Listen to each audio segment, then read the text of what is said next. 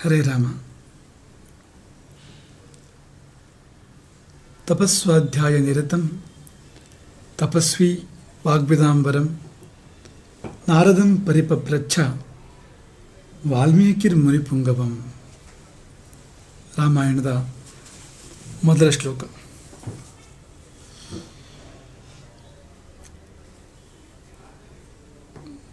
ಬದುಕಿನಲ್ಲಿ ಒಮ್ಮೆ ನಾರದರ ಆಗಮನ ಆಯಿತು. ಪಾಪಿ ಪುಣ್ಯಪುರುಷನಾದ, ದರೋಡೆಕೋರ ಮಹರ್ಷಿಯಾದ, ಕಾಡಬೇಡ ಎಲ್ಲರಿಗೂ ಬೇಕಾದವನಾದ. ಈಗ ಇನ್ನೊಮ್ಮೆ ನಾರದರ ಆಗಮನ ಆಗಿದೆ. ಒಮ್ಮೆ ನಾರದರ ಭೇಟಿ, ಒಂದು ಸಮಾಗಮ, ಅದರ ಫಲ ಪವಾಡದಂಥದ್ದು, ಅಚಿಂತ್ಯ, ಚಿಂತನೆಗೆ ಕಲ್ಪನೆಗೆ ನಿಲುಕದಂಥದ್ದು. ಇನ್ನೊಂದು ಬಾರಿ ಈಗ ನಾರದರ ಭೇಟಿ ಆಗ್ತಾ ಇದೆಯಲ್ಲ, ಹಾಗಾಗಿ ಇದಕ್ಕೂ ಒಂದು ಪರಿಣಾಮ ಇರಲೇಬೇಕು. ಸ್ವಾರಸ್ಯ ಅಂದರೆ, ಒಂದು ಪ್ರಶ್ನೆ ಇತ್ತು ವಾಲ್ಮೀಕಿಗಳ ಹೃದಯದಲ್ಲಿ, ಬಹಳ ಗಾಢವಾದ ಪ್ರಶ್ನೆ, ಸುಮ್ಮನೆ ಪ್ರಶ್ನೆಯಲ್ಲ, ಅತ್ಯಂತ ತೀವ್ರ ಕುತೂಹಲ ಇದ್ದಂಥ ಒಂದು ಪ್ರಶ್ನೆ ಅದು. ಆ ಪ್ರಶ್ನೆಗೆ ಉತ್ತರವನ್ನು ಅವರು ಹುಡುಕುತ್ತಿರುವಾಗಲೇ ನಾರದರ ಆಗಮನ ಆಗಿತ್ತು. ಅಂದರೆ ಪ್ರಶ್ನೆಗೆ ಉತ್ತರವಾಗಿಯೇ ಅವರು ಬಂದರೋ ಏನೋ ಎನ್ನುವ ಹಾಗೆ, ಅಥವಾ ಪ್ರಶ್ನೆಗೆ ಉತ್ತರವನ್ನು ಹೇಳಲಿಕ್ಕೋಸ್ಕರವಾಗಿಯೇ ಬಂದರೋ ಏನೋ ಎನ್ನುವ ಹಾಗೆ ಇದೆ ಆ ಒಂದು ಸಂದರ್ಭ. ಹಾಗಂತ ಯೋಜಿತವಲ್ಲ. ಯೋಜಿತ ಹೌದು, ವಿಧಿ ಯೋಜಿತ ಹೊರತು ಮನುಷ್ಯ ಯೋಜಿತ ಅಲ್ಲ. ಹಾಗೆ ಅವರ ಆಗಮನ ಆಗಿದೆ. ತಪಸ್ಸು ಮತ್ತು ಸ್ವಾಧ್ಯಾಯದಲ್ಲಿ ನಿರತರಾದ, ಮಾತು ಬಲ್ಲವರಲ್ಲಿ ಶ್ರೇಷ್ಠರಾದ ನಾರದರು.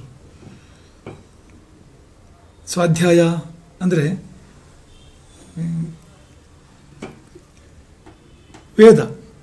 ವೇದಗಳಲ್ಲಿ ನಿರತರಾಗಿರ್ತಕ್ಕಂಥವರು. ವೇದಗಳ ಅನುಸಂಧಾನದಲ್ಲಿ ತನಗೆ ಮಾತ್ರ ಅರ್ಥವಾಗುವಂತೆ, ತನಗೆ ಮಾತ್ರ ಕೇಳುವಂತೆ, ತಾನೇ ತನ್ನಲ್ಲಿ ಹೇಳಿಕೊಳ್ಳುವಂತೆ ವೇದಗಳನ್ನು ಯಾರು ಉಚ್ಚಾರಣೆ ಮಾಡ್ತಾರೋ ಅವರು ಸ್ವಾಧ್ಯಾಯದಲ್ಲಿದ್ದಾರೆ ಅಂತ. ಉಪಾಂಶು ಅಂತ ಹೇಳ್ತಾರೆ. ಅಂದರೆ ಹೇಳ್ತಾ ಇದ್ದಾನೆ, ಆದರೆ ಅದು ಅವನಿಗೆ ಮಾತ್ರ ಕೇಳ್ತದೆ, ಇನ್ನೊಬ್ಬರಿಗೆ ಕೇಳೋದಿಲ್ಲ. ಒಂದು ಬಗೆಯಲ್ಲಿ ತನ್ನೊಳಗೆ ತಾನು ಅನುಸಂಧಾನ ಮಾಡ್ಕೊಳ್ತಕ್ಕಂಥದ್ದು. ಹಾಗೆ ಒಂದು ಕಡೆಯಿಂದ ತಪಸ್ಸು, ಇನ್ನೊಂದು ಕಡೆಯಿಂದ ಸ್ವಾಧ್ಯಾಯ, ವೇದಾಧೀತಿ, ಮತ್ತೊಂದು ಕಡೆಯಿಂದ ವಾಗ್ಮಿತ್ವ, ಈ ಮೂರೂ ಸೇರಿರ್ತಕ್ಕಂಥ ನಾರದರನ್ನು ವಾಲ್ಮೀಕಿಗಳು ಪರಿಪಪ್ರಚ್ಛ, ಪರಿಪರಿಯಾಗಿ ಪ್ರಶ್ನೆ ಮಾಡಿದರು. ಒಂದೇ ಪ್ರಶ್ನೆ ಮಾಡಿದ್ದು, ಆದರೆ ಆ ಪ್ರಶ್ನೆ ಸುಮ್ಮನೆ ಪ್ರಶ್ನೆ ಅಲ್ಲ. ಆ ಪ್ರಶ್ನೆ ಸಮಗ್ರವಾಗಿತ್ತು. ಆ ಪ್ರಶ್ನೆ ಒಳ ಹೊರಗುಗಳನ್ನು ವ್ಯಾಪಿಸಿತ್ತು, ಅನೇಕ ಮುಖಗಳನ್ನು ಹೊಂದಿತ್ತು. ಅಂಥದ್ದೊಂದು ಪ್ರಶ್ನೆಯನ್ನು ವಾಲ್ಮೀಕಿಗಳು ನಾರದರಿಗೆ ಕೇಳಿದರು. ಯಾಕೆಂದರೆ ಅವರು ವಾಗ್ವಿದಾಂಬರಂ, ಮಾತು ಬಲ್ಲವರಲ್ಲಿ ಅಗ್ರಗಣ್ಯರು. ತನ್ನೊಳಗೆ ಏನಿದೆಯೋ ಅದನ್ನು ಹೊರಗೆ ತರುವಲ್ಲಿ, ಮಾತನ್ನು ಬಳಸುವಲ್ಲಿ ಅತ್ಯಂತ ದೊಡ್ಡ ಸಾಮರ್ಥ್ಯವನ್ನು ಹೊಂದಿರತಕ್ಕಂಥವರು ನಾರದರು. ಒಳಗೇನಾದ್ರು ಇದ್ದರೆ ಮಾತ್ರವೇ ಹೊರಗೆ ತರೋಕ್ಕೆ ಸಾಧ್ಯ ಅಲ್ವಾ? ಒಳಗೇನಾದ್ರು ಇರಬೇಕಲ್ಲ, ಅದೇ ಸ್ವಾಧ್ಯಾಯ ಅಂತ, ಅದು ಒಳಗಿದೆ. ಅದಕ್ಕೆ ಕಾರಣವಾಗಿರ್ತಕ್ಕಂಥ ತಪಸ್ಸು ಅದರ ಹಿಂದಿದೆ. ತಪಸ್ಸು, ಸ್ವಾಧ್ಯಾಯ, ವಾಗ್ಮಿತ್ವ. ತಪಸ್ಸಿನಿಂದ ಬೋಧ, ಬೋಧದಿಂದ ಬೋಧನೆ, ಬೋಧವಿಲ್ಲದ ಬೋಧನೆ ಟೊಳ್ಳು, ಬೋಧವುಳ್ಳ ಬೋಧನೆಗೆ ಜೀವ ಇರ್ತದೆ. ಈಗ ಮೂರೂ ಇರುವಂಥ ವ್ಯಕ್ತಿಯನ್ನು ಕೇಳಬೇಕು ನಾವು. ಕಂಡವರ ಮುಂದೆ ಹೋಗಿ ನಾವು ಯಾಚನೆ ಮಾಡಬಾರ್ದು. ಮೋಡಕ್ಕೆ ಒಬ್ಬ ಅಭಿಯುಕ್ತ ಹೇಳ್ತಾನೆ, ಕಂಡವರ ಮುಂದೆ ಹೋಗಿ ಬೇಡಬೇಡ. ಯಾಕೆಂದರೆ ಮೋಡದ ಕುರಿತಾಗಿ ಚಾತಕ ಪಕ್ಷಿ ಹೇಳ್ತಕ್ಕಂಥದ್ದು. ಚಾತಕ ಪಕ್ಷಿಗೆ ಮೋಡದ ನೀರೇ ಬೇಕಂತೆ ಕುಡಿಯಲಿಕ್ಕೆ, ಬೆನ್ನಲ್ಲಿ ಬಾಯಿಯದು, ನೆಲಕ್ಕೆ ಮುಟ್ಟಿದ ನೀರನ್ನು ಕುಡಿಯೋದಿಲ್ವಂತೆ ಅದು. ಹಾಗಾಗಿ ಅದು ಮೋಡಗಳ ಮುಂದೆಲ್ಲ ಹೋಗಿ ಬೇಡೋದು, ನೀರು ಕೊಡು, ನೀರು ಕೊಡು, ನೀರು ಕೊಡು ಅಂತ. ಎಲ್ಲ ಮೋಡದ ಮುಂದೆ ಹಾಗೆಲ್ಲ ಬೇಡಬೇಡ. ಯಾವ ಮೋಡ ನೀರು ಕೊಡ್ತದೋ ಅಂಥ ಮೋಡದ ಮುಂದೆ ಮಾತ್ರ ಹೋಗಿ ಬೇಡಬೇಕು. ಕೊಡದವನ ಮುಂದೆ ಬೇಡಿ ನಮ್ಮ ಆತ್ಮ ಸಣ್ಣ ಆಗೋದು ಮಾತ್ರ ಹೊರತು ಉಪಯೋಗ ಏನು ಅಂತ ಹೇಳ್ತಾರಲ್ಲ, ಹಾಗೆ ಯಾರು ಟೊಳ್ಳೋ ಅಂಥವರಲ್ಲಿ ಹೋಗಿ ಜ್ಞಾನವನ್ನು ಯಾಚನೆ ಮಾಡಿ ಪ್ರಯೋಜನ ಏನೂ ಇಲ್ಲ. ಜ್ಞಾನ ಭಿಕ್ಷೆಯನ್ನು ಜ್ಞಾನಿಯಲ್ಲಿ ಬೇಡಬೇಕು. ಅವನಲ್ಲಿ ಜ್ಞಾನವಿರಬೇಕು ಮತ್ತು ಜ್ಞಾನವನ್ನು ವಿತರಿಸುವ ಶಕ್ತಿ ಇರಬೇಕು. ಎರಡೂ ಉಳ್ಳವರು. ವಿತರಿಸಲು ವಾಕ್ಯದೆ, ಒಳಗೆ ತಪಸ್ಸು ಜ್ಞಾನವನ್ನು ತುಂಬಿದೆ. ಅಂಥ ನಾರದರಲ್ಲಿ ವಾಲ್ಮೀಕಿಗಳು ಪರಿಪಪ್ರಚ್ಛ, ಪಪ್ರಚ್ಛ ಅಂದರೆ ಕೇಳಿದ ಅಂತ, ಪರಿಪಪ್ರಚ್ಛ ಅಂದರೆ ಪರಿಪ್ರಶ್ನೆಯನ್ನು ಮಾಡಿದ. ಈ ಪರಿಪ್ರಶ್ನೆ ಎನ್ನುವಂಥದ್ದು ಸಾಮಾನ್ಯ ಪ್ರಶ್ನೆಗಿಂತ ಮುಂದಿರುವಂಥದ್ದು. ಸುಮ್ಮನೆ ಕುತೂಹಲ ಅಲ್ಲ, ಸುಮ್ಮನೆ ಒಂದು ಪ್ರಶ್ನೆ ಅಂತಲ್ಲ ಅದು. ಆ ಪ್ರಶ್ನೆಗೆ ಸಮಗ್ರತೆ ಇದೆ, ಆ ಪ್ರಶ್ನೆಗೆ ಆಳ ಅಗಲ ಇದೆ. ಆ ಬಗೆಯಲ್ಲಿ ವಾಲ್ಮೀಕಿಗಳು ಪ್ರಶ್ನೆ ಮಾಡ್ತಾರೆ. ಪ್ರಶ್ನೆ ಏನು ಅಂತಂದರೆ, ಕೋನ್ವಸ್ಮಿನ್ ಸಾಂಪ್ರತಂ ಲೋಕೆ ಗುಣವಾನ್ ಕಶ್ಚ ವೀರ್ಯವಾನ್ ಧರ್ಮಜ್ಞಶ್ಚ ಕೃತಜ್ಞಶ್ಚ ಸತ್ಯವಾಕ್ಯೋ ದೃಢವ್ರತಃ ಚಾರಿತ್ರ್ಯೇಣ ಚ ಕೋ ಯುಕ್ತಃ ಸರ್ವಭೂತೇಷು ಕೋ ಹಿತಃ ವಿದ್ವಾನ್ ಕಃ ಕಸ್ ಸಮರ್ಥಶ್ಚ ಕಶ್ಚೈಕ ಪ್ರಿಯದರ್ಶನಃ ಆತ್ಮವಾನ್ ಕಃ ಜಿತಕ್ರೋಧಃ ದ್ಯುತಿಮಾನ್ ಕಃ ಅನಸೂಯಕಃ ಕಸ್ಯ ಬಿಭ್ಯತೆ ದೇವಾಶ್ಚ ಜಾತರೋಷಸ್ಯ ಸಂಯುಗೆ. 16 ಗುಣಗಳನ್ನು ಉಲ್ಲೇಖ ಮಾಡ್ತಾರೆ ವಾಲ್ಮೀಕಿಗಳು. ಈ 16 ಗುಣಗಳು ಉಳ್ಳ ಮನುಷ್ಯನು ಈ ಲೋಕದಲ್ಲಿ ಈಗ ಇದ್ದಾನೆಯೇ ಅಂತ ಪ್ರಶ್ನೆ. ಸಾಂಪ್ರತಂ ಅದು ನೀವು ಪುರಾಣ ಕಥೆ ಹೇಳೋದು ಬೇಡ, ಒಂದಾನೊಂದು ಕಾಲದಲ್ಲಿ ಅಂತ ಶುರು ಮಾಡೋದು ಬೇಡ. ಈಗ ಪ್ರಕೃತ ಲೋಕೆ ಅಂದರೆ ಈ ಲೋಕದಲ್ಲಿ ಈಗ ಎಲ್ಲ ಗುಣಗಳು ಭಗವಂತನಲ್ಲಿದೆ. ಎಲ್ಲ ಗುಣಗಳಲ್ಲೂ ಅನೇಕ ದೇವತೆಗಳಲ್ಲಿರ್ಬೋದು. ಎಲ್ಲ ಗುಣಗಳು ಅಂದರೆ ಅನೇಕ ಗುಣಗಳು ಅಂತ ಹೀಗೆ ಪರಿಪೂರ್ಣತೆ ಅಲ್ಲ ಅದು. ದೇವಲೋಕದಲ್ಲೋ ಗಂಧರ್ವ ಲೋಕದಲ್ಲೋ ಸತ್ಯಲೋಕದಲ್ಲಿಯೂ ಇರ್ಬೋದು ಅಂಥ ಚೇತನಗಳು, ಅದಲ್ಲ. ಈಗ ಇಲ್ಲಿ ಅಂತ ಈ ಟೈಮ್ ಆ್ಯಂಡ್ ಸ್ಪೇಸ್ ನೋಡಿ ಎರಡನ್ನು ಉಲ್ಲೇಖ ಮಾಡ್ತಾ ಇರ್ತಕ್ಕಂಥದ್ದು. ಕಾಲ ದೇಶಗಳು ಅಂತ. ಸಾಂಪ್ರತಮ್ ಅಂದರೆ ಈಗ, ಲೋಕೆ ಅಂದರೆ ಇಲ್ಲಿ ಅಂತ. ಈಗ ಇರಬೇಕು, ಇಲ್ಲಿ ಇರಬೇಕು, ಅವನು ಅಂಥವನಾಗಿರಬೇಕು, 16 ಗುಣಗಳಿಂದ ಕೂಡಿರಬೇಕು. ಹಾಗಿದ್ದಾರೆ ಯಾರಾದರೂ? ಇದ್ದರೆ ಯಾರು? ಕೋನ್ವಸ್ಮಿನ್ ಸಾಂಪ್ರತಂ ಲೋಕೆ ಅಸ್ಮಿನ್ ಲೋಕೆ, ಸುಮ್ಮನೆ ಲೋಕೆ ಅಂತಲೂ ಹೇಳಿಲ್ಲ, ಅಸ್ಮಿನ್ ಲೋಕೆ, ಈ ನಮ್ಮ ಲೋಕದಲ್ಲಿ ಅಂದರೆ ಆದಷ್ಟು ಹತ್ತಿರ ಅಂತ. ಈ ಕಾಲ ದೇಶ ದೃಷ್ಟಿಯಿಂದ ಹತ್ತಿರ ಬಿದ್ದಷ್ಟು ಪರಿಣಾಮ ಜಾಸ್ತಿ ಅಂತೆ. ಈ ಅವತಾರಗಳಲ್ಲೂ ಕೂಡ ಹಾಗೆ, ನಮಗೆ ಹತ್ತಿರ ಬಂದ ಹಾಗೆ ಕಾಲದ ದೃಷ್ಟಿಯಿಂದ ಪರಿಣಾಮ ಜಾಸ್ತಿ ಅದು ಅಂತ. ದೇಶದ ದೃಷ್ಟಿಯಿಂದ ಕೂಡ ಹಾಗೆ, ಎಷ್ಟು ಹತ್ತಿರ ಬರ್ತಾರೆ ಅಷ್ಟು ಪರಿಣಾಮ ಜಾಸ್ತಿ. ಈ ಬೆಂಕಿ ದೂರವಿದ್ದರೂ ಕಾಣ್ತದೆ ಅದು ಕತ್ತಲೆಯಲ್ಲಿ, ಹತ್ತಿರ ಬಂದ ಹಾಗೆ ಪರಿಣಾಮ ಅದರದ್ದು ಹೆಚ್ಚು ಪರಿಣಾಮ, ಬೆಳಕು ಹೆಚ್ಚು ಅಥವಾ ಬಿಸಿ ಹೆಚ್ಚು. ಹಾಗೆ ಯಾವ ಸಂಗತಿ ಆದರೂ ಕೂಡ ಕಾಲ ದೇಶಗಳ ಸಾಮೀಪ್ಯದಿಂದ ಪರಿಣಾಮ ಬೀರುವುದು ಹೆಚ್ಚು. ಹಾಗಾಗಿ ಯಾವುದೋ ಕಾಲದಲ್ಲಿ ಇದ್ದರೆ ಏನು, ಈ ಕಾಲದಲ್ಲಿ ಇರಬೇಕು ಅಂತ ಹೀಗೊಂದು ಪ್ರಶ್ನೆ. ಯಾರು ಅಂತ ತಿಳಿದ ಒಂದು ಪ್ರಶ್ನೆ ಅಂತ ನೋಡಿ. ಈಗೊಂದು ಪ್ರಶ್ನೆ ನಮಗೆಲ್ಲೂ ಕಂಡು ಕೇಳಿದ ನೆನಪಿಲ್ಲ. ಇದೊಂದು ಸಂದರ್ಭ ಹೊರತುಪಡಿಸಿದರೆ ಅರೂಪವಾಗಿ ಅಮೂರ್ತವಾಗಿ ಇಂಥವರು ಅಂತಿಲ್ಲದೆ ಇಂಥದ್ದಲ್ಲೇ ಇರೋರೊಬ್ಬರು ಯಾರಿದ್ದಾರೆ ಈ ಲೋಕದಲ್ಲಿ ಅಂತ ಕೇಳುವಂಥದ್ದು ತುಂಬ ವಿಶೇಷ ಅಂತ ಅನ್ನಿಸ್ತದೆ ಅಂತ.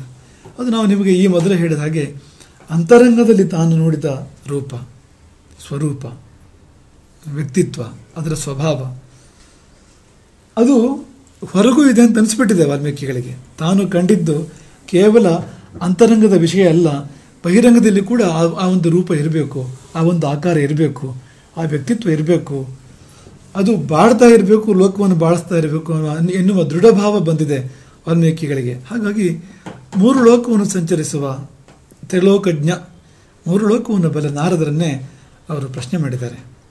ಪ್ರಶ್ನೆಗೆ ಅವರು ಬಂದು ಒದಗಿದ್ದಾರೆ. ಪ್ರಶ್ನೆಯೇ ಬರೋದಿಲ್ಲ. ಈ ಲೋಕದ ದೌರ್ಭಾಗ್ಯ ಏನು ಅಂದರೆ ಬಹಳಷ್ಟು ಜನಗಳಿಗೆ ಅವರ ಜೀವನ ಕಲ್ಲಿನ ಹಾಗೆ ಮರದ ಕೊರಡನ ಹಾಗೆ ಸಾಗಿ ಹೋಗ್ತದೆ. ಯಾವ ಪ್ರಶ್ನೆಯೂ ಇಲ್ಲ, ಉತ್ತರವೂ ಇಲ್ಲ. ಪ್ರಶ್ನೆ ಇದ್ದ ತಾನೇ ಉತ್ತರ ಅಂತ. ಇನ್ನು ಪ್ರಶ್ನೆಗಳು ಇದ್ದವರಿಗೆ ಸರಿಯಾದ ಪ್ರಶ್ನೆ ಇಲ್ಲ, ಉಪಯೋಗವಾಗುವ ಪ್ರಶ್ನೆ ಇಲ್ಲ, ಜೀವಹಿತದ ಆತ್ಮಹಿತದ ಪ್ರಶ್ನೆ ಅಲ್ಲ ಅದು. ಯಾವುದೋ ಪ್ರಶ್ನೆಗಳು. ಇನ್ನು ಒಳ್ಳೆಯ ಪ್ರಶ್ನೆ ಇದ್ದರೂ ತೀವ್ರತೆ ಇಲ್ಲ.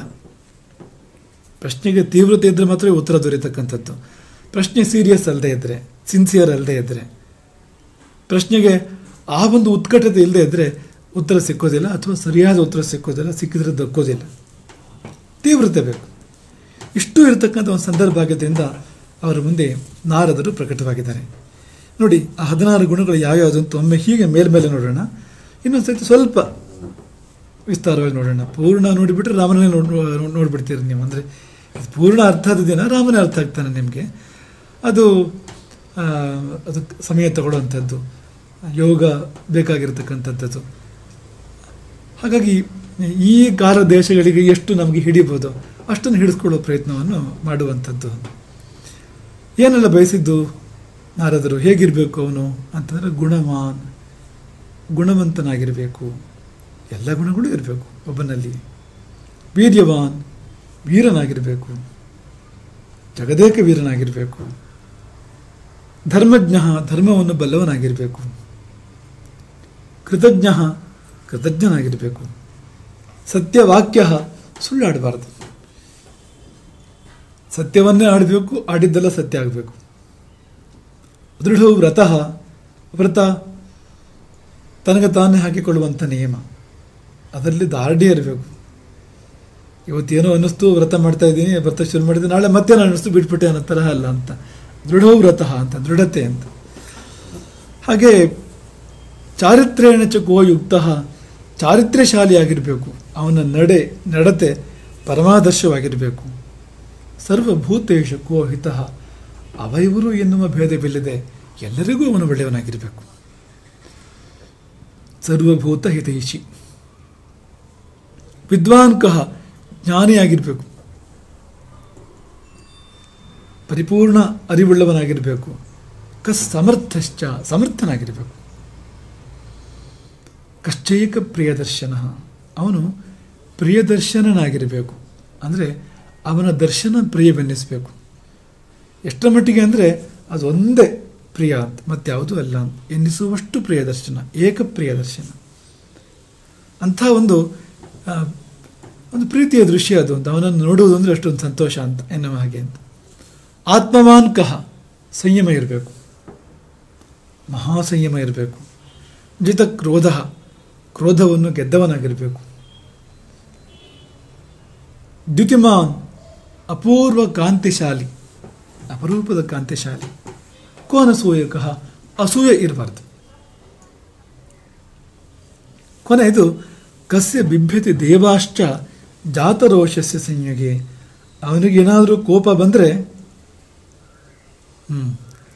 ದೇವಾಸುರರು ಕೂಡ ನಡುಗುವಂತೆ ಇರಬೇಕು ಅಂತ. ಮನುಷ್ಯರು ಇರಲಿ. ದೇವಾಶ್ಚ, ಜಗತ್ತಿನಾಡ್ತಕ್ಕಂಥ ದೇವತಾ ಶಕ್ತಿಗಳು ಕೂಡ ಭಯಗೊಂಡು ನಡುಗುವಂತಹ ಕ್ರೋಧ ಯಾರದು? ಅಂಥವನು. ಏತದಿಚ್ಛಾಮ್ಯಹಂ ಶ್ರೋತುಂ, ನನಗೆ ಇದನ್ನು ಕೇಳುವ ಇಚ್ಛೆ ಇದೆ. ಅದು ಶುಶ್ರೂಷ ಅಂದರೆ ಶ್ರೋತುಂ ಇಚ್ಛಾ, ಕೇಳುವ ಇಚ್ಛೆ ಇದ್ದವನಿಗೆ ಹೇಳಬೇಕಂತೆ. ನಾಪೃಷ್ಟ ಕಸಚೇದ್ ಬ್ರೂಯಾತ್, ಕೇಳುವ ಇಚ್ಛೆ ಇಲ್ದಿದ್ದವನಿಗೆ ಹೇಳಬಾರ್ದು. ಕೇಳುವ ಇಚ್ಛೆ ಇದ್ದರೆ ಮಾತ್ರವೇ ಹೇಳಬೇಕು. ಹಾಗಾಗಿ ಸುಮ್ಮನೆ ದೊಡ್ಡ ಸಭೆ ಅಂತ ಮಾಡ್ತಾ ಹೋಗೋದಕ್ಕೆ ಅರ್ಥ ಇಲ್ಲ ಅಂತ. ಕೇಳುವ ಇಚ್ಛೆಯುಳ್ಳವರು ಯಾರು?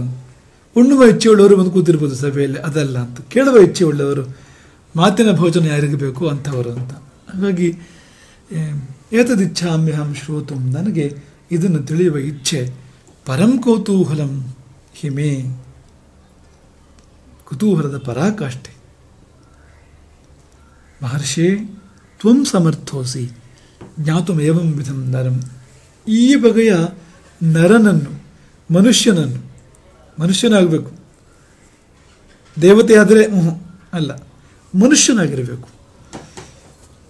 ಅವನಲ್ಲಿ ದೇವತ್ವ ಇರಲೇಬೇಕಾದ್ರೆ ಒಳಗಡೆಗೆ, ಅದು ಬೇರೆ ಮಾತು. ಆದರೆ ಮನುಷ್ಯ ತಂದೆ ತಾಯಿಗಳಿಗೆ ಮಗನಾಗಿ ಹುಟ್ಟಿ ಮನುಷ್ಯರ ಮಧ್ಯೆ ಮನುಷ್ಯರಾಗಿ ಬಾಳಿ ನಮ್ಮಂತೆ ಉಪ್ಪು ಹುಳಿ ಖಾರ ಸೇವಿಸ್ತಕ್ಕಂಥ, ನಮ್ಮ ಹಾಗೆ ಎರಡು ಕಣ್ಣು ಎರಡು ಕೈ ಎರಡು ಕಾಲಿದ್ದು ನಮ್ಮ ಮಧ್ಯೆ ಬಾಳ್ತಕ್ಕಂಥ ವ್ಯಕ್ತಿತ್ವ. ನಮ್ಮ ಮಾತು ಕೇಳಬೇಕು, ನಾವು ಅವನು ಆಡಿದ ಮಾತು ನಮಗೆ ಕೇಳಬೇಕು. ಆ ರೀತಿಯ ನರನು, ಮನುಷ್ಯನು ಈ ಲೋಕದಲ್ಲಿ ಯಾರು ಎಂಬುದನ್ನು ತಿಳಿಯುವುದಕ್ಕೆ ತ್ವಂ ಸಮರ್ಥೋಸಿ, ತಮಗೆ ಮಾತ್ರ ಸಾಮರ್ಥ್ಯವಿದೆ, ತಾವು ತಿಳಿಯಬಲ್ಲಿರಿ. ಹಾಗಾಗಿ ಇಂಥವನು ಯಾರು ಎಂದು ನನಗೆ ಹೇಳ್ತೀರಾ ಎಂಬುದಾಗಿ ಕೇಳ್ತಾರೆ ಅಂತ ವಾಲ್ಮೀಕಿಗಳು ಅಂತ. ಅಂದರೆ ಅವರು ಕಣ್ಣಿಗೆ ಕಟ್ಟಿದೆ ಅಂತ, ಇಲ್ದಿದ್ರೆ ಯಾಕೆ ಕೇಳಬೇಕು? ಕಣ್ಣಿಗೆ ಕಟ್ಟದೇ ಇದ್ರೆ ಸುಮ್ಮನೆ ಒಂದು ರ್ಯಾಂಡಮ್ ಕೆಲವು ಗುಣಗಳನ್ನು ತೆಗೆದು ಇದೆಲ್ಲ ಇರೋನು ಯಾರು ಅಂತ ಕೇಳೋಕೆ ಏನಾಗಿದೆ?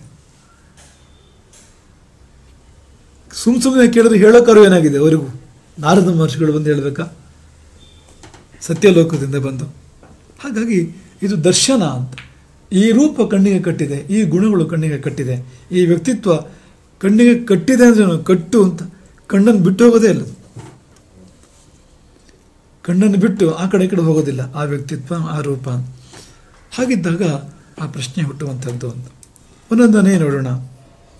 ಗುಣವಾನ್, ಗುಣವಂತನಾಗಿರಬೇಕು, ಪ್ರಶಸ್ತ ಗುಣವಂತನಾಗಿರಬೇಕು, ಸರ್ವಗುಣವಂತನಾಗಿರಬೇಕು.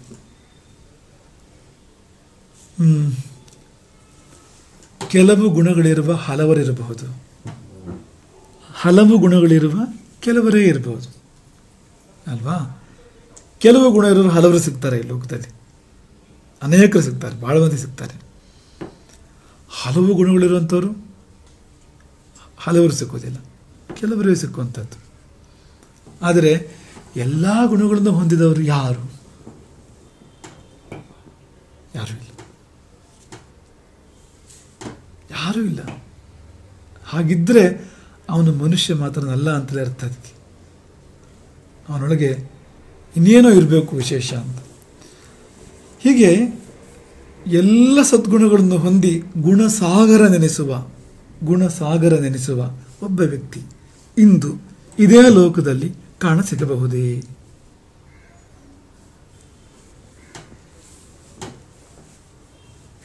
ಪ್ರಶ್ನೆ.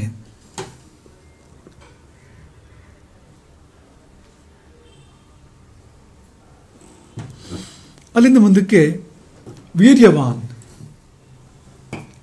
ಗುಣವಂತನಾದರೆ ಸಾಲದು, ಅವನು ವೀರನಾಗಿರಬೇಕು. ಜಗದ ವೀರಾದ ವೀರರನ್ನೆಲ್ಲ ಮಣಿಸಬಲ್ಲ ಮಹಾವೀರನಾಗಿರಬೇಕು, ಜಗದೇಕ ವೀರನಾಗಿರಬೇಕು. ಅದಾದಮೇಲೆ ಸಾಕಿತ್ತಲ್ಲ ಗುಣವಾನ್ ಅಂದರೆ, ಮತ್ತೆ ಇದು ಬೇಕಾ ಅಂತಂದರೆ ಹೌದು ಬೇಕಾಗ್ತದೆ. ರಾಮನಲ್ಲಿ ಇದಿತ್ತು ಅಂತ ನಾವು ಕೇಳ್ತೇವೆ. ಯದಾ ವ್ರಜತಿ ಸಂಗ್ರಾಮಂ ಗ್ರಾಮಾರ್ಥಿಗೆ ನಗರಸ್ಯವ ಗತ್ವಾ ಸೌಮಿತ್ರ ಸಹಿತೋ ನಾವಿಜಿತ್ಯ ನಿವರ್ತದೆ. ಈ ಶ್ಲೋಕ ರಾಮ ನಮಗೆ ಗೊತ್ತಿರುವ ಯಾವುದೇ ಸಾಹಸ ಕಾರ್ಯ ಮಾಡೋಕ್ಕಿಂತ ಮೊದಲಿನದ್ದು, ಹಿಂದಿನದ್ದು. ಅವನು ಎಳವೆದ್ದು ಶ್ಲೋಕ ಇದು. ಅಲ್ಲಿ ಏನು ವಾಲ್ಮೀಕಿಯಲ್ಲಿ ವರ್ಣನೆ ಮಾಡಿದ್ದಾರೆ ಅಂದರೆ, ನಗರಕ್ಕಾಗಲಿ ಗ್ರಾಮಕ್ಕಾಗಲಿ ಆಪತ್ತು ಬಂದಾಗ, ಶತ್ರುಗಳಿಂದ ಆಕ್ರಮಣವಾದಾಗ ಸೌಮಿತ್ರಿಯ ಜೊತೆಗೂಡಿ ರಾಮ ಯುದ್ಧಕ್ಕೆ ಹೋಗ್ತಾ ಇದ್ದಂತೆ. ಗೆಲ್ಲದೆ ಬಂದಿದ್ದು ಯಾವಾಗಲೂ ಇಲ್ಲ.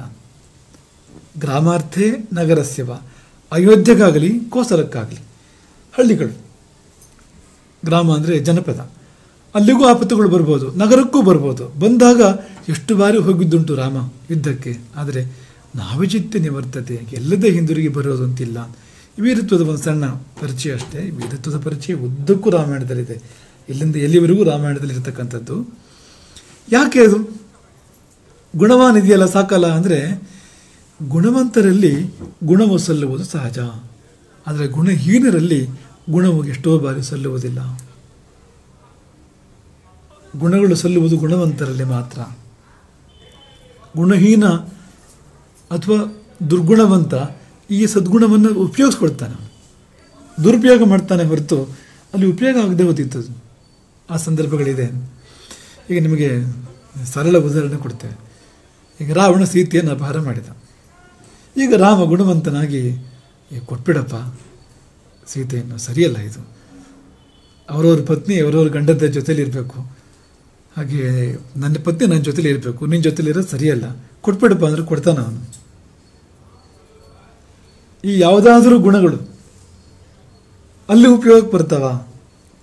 ರಾವಣನಲ್ಲಿ, ಸೀತೆಯನ್ನು ಕದ್ದ ರಾವಣನಲ್ಲಿ ಈ ಇನ್ನುಳಿದ ಅನೇಕ ಗುಣಗಳಿದೆಯಲ್ಲ, ಸುಗುಣಗಳು, ಇವು ಯಾವಾದರೂ ಉಪಯೋಗಕ್ಕೆ ಬರ್ತಾವ? ರಾಮನಂತೂ ವೈರಿ ರಾವಣನಿಗೆ. ಅವನ ಹೆತ್ತ ತಾಯಿ ಹೇಳ್ತಾಳೆ, ಕೈ ಕಸಿ ಕೊಟ್ಬಿಡು ಸೀತೆಯನ್ನು ಮರಳಿ. ಕೈ ಹಿಡಿದ ಹೆಂಡತಿ ಹೇಳ್ತಾಳೆ, ಸ್ವಂತ ಸೋದರರಿಬ್ಬರು ಹೇಳ್ತಾರೆ. ಕುಂಭಕರ್ಣನೂ ಹೌದು, ವಿಭೀಷಣನೂ ಹೌದು, ಬೇರೆ ಬೇರೆ ಸಂದರ್ಭಗಳಲ್ಲಿ. ಅಜ್ಜ ಮಾಲ್ಯವಂತ ಹೇಳ್ತಾನೆ, ಮಂತ್ರಿ ಅವಿದ್ಧ ಅಥವಾ ಅವಿಂಧ್ಯ ಅಂತಲೂ ಬೇರೆ ಕಡೆಗಿದೆ ಹೆಸರು, ಅವನು ಹೇಳ್ತಾನೆ. ಪ್ರಹಸ್ತ ನಾನು ಹೇಳಿದ್ದೆಲ್ಲೋ ನಿನಗೆ ಅಂತ ಹೇಳಿದ್ದು ಒಂದು ಕಡೆ ಉಲ್ಲೇಖ ಇದೆ ರಾಮಾಯಣದಲ್ಲಿ. ಕೊನೆಯ ದಿನ ಯುದ್ಧಕ್ಕೆ ಹೋದ ಸಂದರ್ಭದಲ್ಲಿ ನಾನು ನಿನಗೆ ಸೀತೆಯನ್ನು ಮರಳಿ ಕೊಟ್ಬಿಡು ಅಂತ ಹೇಳಿದ್ದೆ ಅಂತ ಯಾವಾಗ ಹೇಳಿದ್ನ ಗೊತ್ತಿಲ್ಲ, ಆದರೆ ಹೇಳಿದ್ದೇನೆ ಅಂತ ಅವ್ನು ಹೇಳೋದಂತೂ ರಾಮಾಯಣದಲ್ಲಿ ಕಾಣ್ತಾ ಉಂಟು ಪ್ರಹಸ್ತನ ಮಾತಿನಲ್ಲಿ ಅಂತ. ಇಷ್ಟಾದರೂ ಕೊಡದೇ ಇದ್ದವನು, ಲಂಕೆಗೆ ಬೆಂಕಿ ಹತ್ತಿದರೂ ಕೊಡದೇ ಇದ್ದವನು, ರಾಮ ಹೋಗಿ ರಿಕ್ವೆಸ್ಟ್ ಮಾಡಿದರೆ ಕೊಡ್ತಾನ ಸೀತೆಯನ್ನು? ಅಲ್ಲಿ ಮತ್ತೆ ಯಾವುದು ಉಪಯೋಗ ಆಗುವಂಥದ್ದು? ವೀರ್ಯವಾನ್, ವೀರತ್ವ ಬೇಕಾಗ್ತದೆ. ಬರೇ ಸಕ್ಕರೆಯಿಂದ ಬೆಲ್ಲದಿಂದ ಅಡುಗೆ ಆಗೋದಿಲ್ಲ, ಕಾಳುಮೆಣಸು ಬೇಕಾಗ್ತದೆ, ಕೆಲವು ಸರಿ ಸೂಜಿ ಮೆಣಸು ಬೇಕಾಗ್ಬೋದು, ಕೆಲವು ಸರಿ ಹಸಿ ಮೆಣಸು ಬೇಕಾಗ್ಬೋದು. ಆಯಾ ಸಂದರ್ಭ ನೋಡಿ ಯಾವುದಕ್ಕೆ ಅದೇ ಬೇಕಾಗ್ತದೆ, ಅದಕ್ಕೆ ಅದು ಅಂತ. ಹಾಗಾಗಿ ಬೇಕಾಗ್ತದೆ ಅದು ಅಂತ. ಹಾಗಾಗಿ ಗುಣವಾನ್ ಪಕ್ಕದಲ್ಲಿ ವೀರ್ಯವಾನ್ ಅನ್ನುವಂಥದ್ದು ಇರುವಂಥದ್ದು. ಹಾಗಾಗಿ ಸೀತೆಯಂಥ ಗುಣವತಿ ರೂಪವತಿ ಅಂಥವಳ ಪಕ್ಕದಲ್ಲಿ ರಾಮ ಯಾಕೆ ಬೇಕು ಅಂದರೆ ರಕ್ಷಣೆಗೆ ಬೇಕಾಗ್ತದೆ ಅಂತ, ವೀರತ್ವ ಬೇಕು ಸುಗುಣಗಳ ರಕ್ಷಣೆಗೆ. ಅದೇ ಕಾರಣಕ್ಕೋಸ್ಕರವೇ ಇದಕ್ಕೆ 2 ದೃಷ್ಟಾಂತಗಳನ್ನು ರಾಮಾಯಣದಲ್ಲಿ ನಾವು ಕೊಡಬಹುದು. ಒಂದು ಸಾರಿ ಸಂದರ್ಭ ಏನು ಅಂದರೆ, ಸೀತೆಯ ಅಪಹರಣ ಆಗಿದೆ, ರಾಮ ಸೀತೆಯನ್ನು ಹುಡುಕ್ತಾ ಇದ್ದಾನೆ, ಸಿಗಲಿಲ್ಲ. ಗೋದಾವರಿಯನ್ನು ಕೇಳಿದ, ತೋರಿಸು ಸೀತೆಯನ್ನು ಅಂತ. ತೋರಿಸಲಿಲ್ಲ ಗೋದಾವರಿ. ಬೇರೆ ಬೇರೆ ಎಲ್ಲರನ್ನೂ ಕೇಳ್ತಾನೆ, ಯಾರೂ ತೋರಿಸಲಿಲ್ಲ ಸೀತೆ ಎಲ್ಲಿದ್ದಾಳೆ ಅಂತ ರಾಮನಿಗೆ. ಮೃಗಗಳು ತೋರಿಸಿದ್ದು ಗೊತ್ತಾಗುವಂತೆ ಇಲ್ಲ, ಅದು ಕೂಡಲೇ ಅದು ಆ ದಿಕ್ಕಿನಲ್ಲಿ ಬರ್ತಾ ಇದ್ದಾನೆ ಅಷ್ಟೇ. ಅದು ಪರ್ವತವನ್ನು ಕೇಳ್ತಾನೆ, ಪ್ರಸರಣ ಪರ್ವತವನ್ನು. ಯಾರದ್ದು ಮಾತಿಲ್ಲ, ಎಲ್ಲರಿಗೂ ರಾವಣನ ಭಯ. ರಾಮನ ಕಥೆಯೇ ಹೀಗಿದೆ, ರಾವಣನ ಭಯ ಸ್ಪಷ್ಟವಾಗಿದೆ. ಗೋದಾವರಿ ನದಿ ಹೇಳಲಿಲ್ಲ, ಸೀತೆ ಎಲ್ಲಿ ಅಂತ ಗೊತ್ತಿದ್ರೂ ಕೂಡ ಹೇಳಲಿಲ್ಲ. ಗೋದಾವರಿ ನದಿಯನ್ನು ಉಳಿದವರೆಲ್ಲ ಹೋಗಿ ಪ್ರಾರ್ಥನೆ ಮಾಡ್ಕೋತಾರೆ. ಉಳಿದ ದಿವ್ಯ ಶಕ್ತಿಗಳು ಗೋದಾವರಿಯನ್ನು, ಅದೃಶ್ಯ ಶಕ್ತಿಗಳು, ಅಗೋಚರ ಶಕ್ತಿಗಳು ಪ್ರಾರ್ಥನೆ ಮಾಡಿಕೊಂಡು ಒಂದು ಹೇಳ್ಬಿಡು ರಾಮನಿಗೆ ಅಂತ. ಭಯಾದ್ ಗೋದಾವರಿ ನದಿ, ಭಯದಿಂದಾಗಿ ರಾವಣನ ರೂಪ ಮತ್ತೊಂದು ನೋಡಿ ನೆನಪಿತ್ತಲ್ಲ, ಕೆಂಪು ಕಣ್ಣು, ಹಾಗಾಗಿ ಅವಳು ಹೇಳಲೇ ಇಲ್ಲ ಗೋದಾವರಿ ಅಂತ. ದೇವತೆಗಳು ಸಹಾಯ ಮಾಡದೇ ಇದ್ದಾಗ ಕೋಪ ಬಂತು ರಾಮನಿಗೆ. ಆಗ ಆಡುವ ಕೆಲವು ಮಾತುಗಳು, ರಾಮನೇ ಆಡ್ತಕ್ಕಂಥ ಕೆಲವು ಮಾತುಗಳು ಏನಿದೆ ಅಂದರೆ, ಕರ್ತಾರಮಪಿ ಲೋಕಾನಾಂ ಶೂರಂ ಕರುಣವೇದನಂ ಅಜ್ಞಾನಾದ ಅವಮನ್ಯೀರನ್ ಸರ್ವಭೂತಾನಿ ಲಕ್ಷ್ಮಣ. ಅಂದರೆ ಈ ಲೋಕದ ಸೃಷ್ಟಿಕರ್ತನಾಗಿರ್ಬೋದು, ಶೂರಂ ಪರಮ ವಿಕ್ರಮೆಯಾಗಿರ್ಬೋದು, ಕರುಣವೇದನಂ ಇನ್ನೊಬ್ಬರ ಗೋಳು ಅರ್ಥ ಮಾಡಿಕೊಳ್ಳುವನು, ಇನ್ನೊಬ್ಬರ ಕಷ್ಟ ಮನಸ್ಸಿಗೆ ಮುಟ್ಟುವಂಥವನು ಆಗಿರ್ಬೋದು. ಆದರೆ ಅಂಥವನನ್ನು ಕೂಡ ಎಲ್ಲರೂ ಅವಮಾನ ಮಾಡಿಬಿಡ್ತಾರೆ ಲಕ್ಷ್ಮಣ. ಅವಮನ್ಯೇರನ್ ಅವಮಾನ ಮಾಡ್ತಾರೆ. ಯಾಕೆಂದರೆ ಅಜ್ಞಾನ, ಅವರಿಗೆ ತಿಳುವಳಿಕೆ ಇಲ್ಲ, ಈ ಗುಣಗಳು ಅವರಿಗೆ ಅರ್ಥವಾಗೋದಿಲ್ಲ. ಹಾಗಾಗಿ ಅವನೇ ಹೇಳ್ಕೊಡ್ತಾನೆ, ಲೋಕಕರ್ತನಾದರೂ ಕೂಡ, ರಾಮ ಅಂದರೆ ಲೋಕಕರ್ತ ಅಲ್ವಾ, ನಿಜವಾಗಿ ಪರೋಕ್ಷವಾಗಿ ಅದನ್ನು ಪ್ರಸ್ತಾಪ ಮಾಡ್ತಾನೆ. ಹಾಗಾಗಿ ಕರುಣವೇದನಂ ಇನ್ನೊಬ್ಬರ ಗೋಳು ಅರ್ಥ ಮಾಡ್ಕೊಳ್ಳೋನು, ಇಂಥ ಗುಣ ಉಳ್ಳವನಾದರೂ ಕೂಡ ಲೋಕ ಉಪೇಕ್ಷೆ ಮಾಡ್ತದೆ, ಎಷ್ಟೋ ಬಾರಿ ಅವಮಾನ ಮಾಡ್ತದೆ, ಮೂಲೆಗೆ ಒತ್ತಿ ಬಿಡ್ತದೆ. ಮೃದುಂ, ನಾನು ಮೃದು, ಲೋಕಹಿತಯುಕ್ತಂ, ನಾನು ಯಾರಿಗೂ ಕೆಡುಕು ಮಾಡುವವನಲ್ಲ, ನಾನು ಮಾಡಿದರೆ ಒಳಿತೇ ಮಾಡುವವನು. ಲೋಕಹಿತಯುಕ್ತಂ ದಾಂತಂ, ನಾನು ಸಂಯಮಿ, ಇಂದ್ರಿಯಗಳ ಮೇಲೆ ಹತೋಟಿ ಉಳ್ಳವನು, ಚಪಲ ಅಲ್ಲ ನಾನು. ಕರುಣವೇದನಂ, ಇನ್ನೊಬ್ಬರ ಕಷ್ಟ ನಾನು ಅರ್ಥ ಮಾಡ್ಕೋತೇನೆ. ಇದೆಲ್ಲ ಸೇರಿ ಇವರೆಲ್ಲ ನನಗೆ ಕಟ್ಟಿದ ಪಟ್ಟ ಯಾವುದು ಗೊತ್ತಾ ಲಕ್ಷ್ಮಣ? ನಿರ್ವೀರ್ಯ. ಇದಿಷ್ಟಕ್ಕೂ ಸೇರ ಒಟ್ಟು ಮೊತ್ತ ಏನು ಇವರ ದೃಷ್ಟಿಯಲ್ಲಿ? ನಾನು ನಿರ್ವೀರ್ಯ ಐತಿ ಮನ್ಯಂತೆ ನೂನಮ್ಮ ದದಚೇಶ್ವರ. ದೇವತೆಗಳು ಕೂಡ ಹೀಗೆ ನನ್ನನ್ನು ಭಾವಿಸಿದ್ರೇನು? ನಿರ್ವೀರ್ಯ ಕೇಳಿದರೆ ಒಂದು ಮಾತು ಹೇಳೋದಲ್ವಾ ಅಂತ. ಎಲ್ಲಿ ಸೀತೆ ಕೇಳಿದರೆ ಸುಳಿವನ್ನು ಕೊಡೋದಲ್ವಾ, ಸೂಚನೆಯನ್ನು ಕೊಡೋದಲ್ವಾ? ಯಾವ ಸೂಚನೆಯೂ ಇಲ್ಲ, ಯಾವ ಸುಳಿವೂ ಇಲ್ಲ ಎಂದಾಗ ಸ್ವತಃ ರಾಮನೇ ಆಡುವ ಮಾತು, ನಿರ್ವೀರ್ಯ ಐತೆ ಮನ್ಯಂತೆ ನೂನಂ ಮಾಂ ತದಶೇಶ್ವರ. ಖಂಡಿತವಾಗಿ ಲಕ್ಷ್ಮಣ ನನ್ನನ್ನು ಇಷ್ಟೆಲ್ಲ ಇರುವ ಕಾರಣ ನಿರ್ವೀರ್ಯ ಅಂತ ಇವರೆಲ್ಲ ಭಾವಿಸಿದರು. ನೋಡು ಲಕ್ಷ್ಮಣ, ಈ ಗುಣಗಳು ನನ್ನ ಪಾಲಿಗೆ ದೋಷವಾದವು. ಈ ಗುಣಗಳು ಸಾಮಾನ್ಯವಾಗಿ ಇವೆಲ್ಲವೂ ಕೂಡ ಗುಣಗಳೇ, ನನ್ನ ಮಟ್ಟಿಗೆ ದೋಷವಾಯಿತಲ್ಲ. ಹಾಗಾಗಿ ಲಕ್ಷ್ಮಣ, ಯಾರಿಗೆ ಒಂದೇ ಭಾಷೆ ಅರ್ಥ ಆಗುವಂಥದ್ದು, ಎಲ್ಲಿ ನನ್ನ ಧನುಸ್ಸು ಕೊಡು ಈ ಕಡೆಗೆ. ಲೋಕವನ್ನೇ ಪ್ರಳಯ ಮಾಡ್ತಾನೆ ರಾಮನ ಭಾವ ಆ ಸಮಯದಲ್ಲಿ. ಸೀತೆಯನ್ನು ತೋರಿಸದಿದ್ದರೆ ಲೋಕವನ್ನೇ ಪ್ರಳಯ ಮಾಡ್ತಾನೆ ಎಂಬುದಾಗಿ ಅವೀರತ್ವಕ್ಕೆ ಮುಂದಾಗ್ತಾನೆ ಲಕ್ಷ್ಮಣ. ರಾಮ ಅದ್ಭುತವಾಗಿದೆ ಆ ಸಂದರ್ಭ. ರಾಮನ ಕ್ರೋಧ, ರಾಮಕ್ರೋಧ ಅಂತಲೇ ಒಂದು ಸರ್ಗ ಇದೆ ಇಲ್ಲಿ. ಅದ್ಭುತವಾಗಿರ್ತಕ್ಕಂಥ ಕ್ರೋಧ ಅದು ಅಂತ. ಲಕ್ಷ್ಮಣ ಹೇಗೋ ಮಾಡಿ ಸಮಾಧಾನ ಮಾಡ್ತಾನೆ ರಾಮನನ್ನು. ಮುಂದಿನ ಕ್ಷಣದಲ್ಲಿ ಜಟಾಯುವಿನ ಮೂಲಕ ಸೀತೆಯ ಸುಳಿವು ಸಿಗ್ತದಾನೆ. ಅದು ವೀರತ್ವದ ಫಲ ಅದು ಅಂತ. ಅಂದರೆ ಒಮ್ಮೆ ಅವನು ಅದನ್ನು ಪ್ರಕಟ ಮಾಡಿದ ಕೂಡಲೇ ತಾನೇ ಸರಿಯಾಗಿತ್ತು ಎಲ್ಲವೂ. ತಾನಾಗಿ ದೇವತೆಗಳು ಮಾಡಬೇಕಾದ ಕೆಲಸ ಇದು. ದೇವತೆಗಳು ಅವರೇ ಒಂದು ಎದುರು ನಿಂತು ತೋರಿಸ್ಬೇಕು ಅಂತಿಲ್ಲ, ಲೀಡ್ ಮಾಡಬೇಕು, ಅವರು ಲಿಂಕ್ ಮಾಡಬೇಕು, ಲೀಡ್ ಮಾಡಬೇಕು, ಅದು ಅವ್ರ ಕೆಲಸ ಅದು. ಹಾಗಾಗಿ ಮುಂದಿನ ಕ್ಷಣದಲ್ಲಿ ಮುಂದೆ ಬರ್ತಕ್ಕಂಥದ್ದು ಜಟಾಯು ದರ್ಶನ, ಜಟಾಯು ಎಲ್ಲ ಸುಳಿವನ್ನು ಹೇಳ್ತಕ್ಕಂಥದ್ದು, ಅಲ್ಲಿಂದ ಗೊತ್ತಾಗ್ತದೆ ರಾಮನಿಗೆ ಎಲ್ಲವೂ ಕೂಡ ಅಂತ.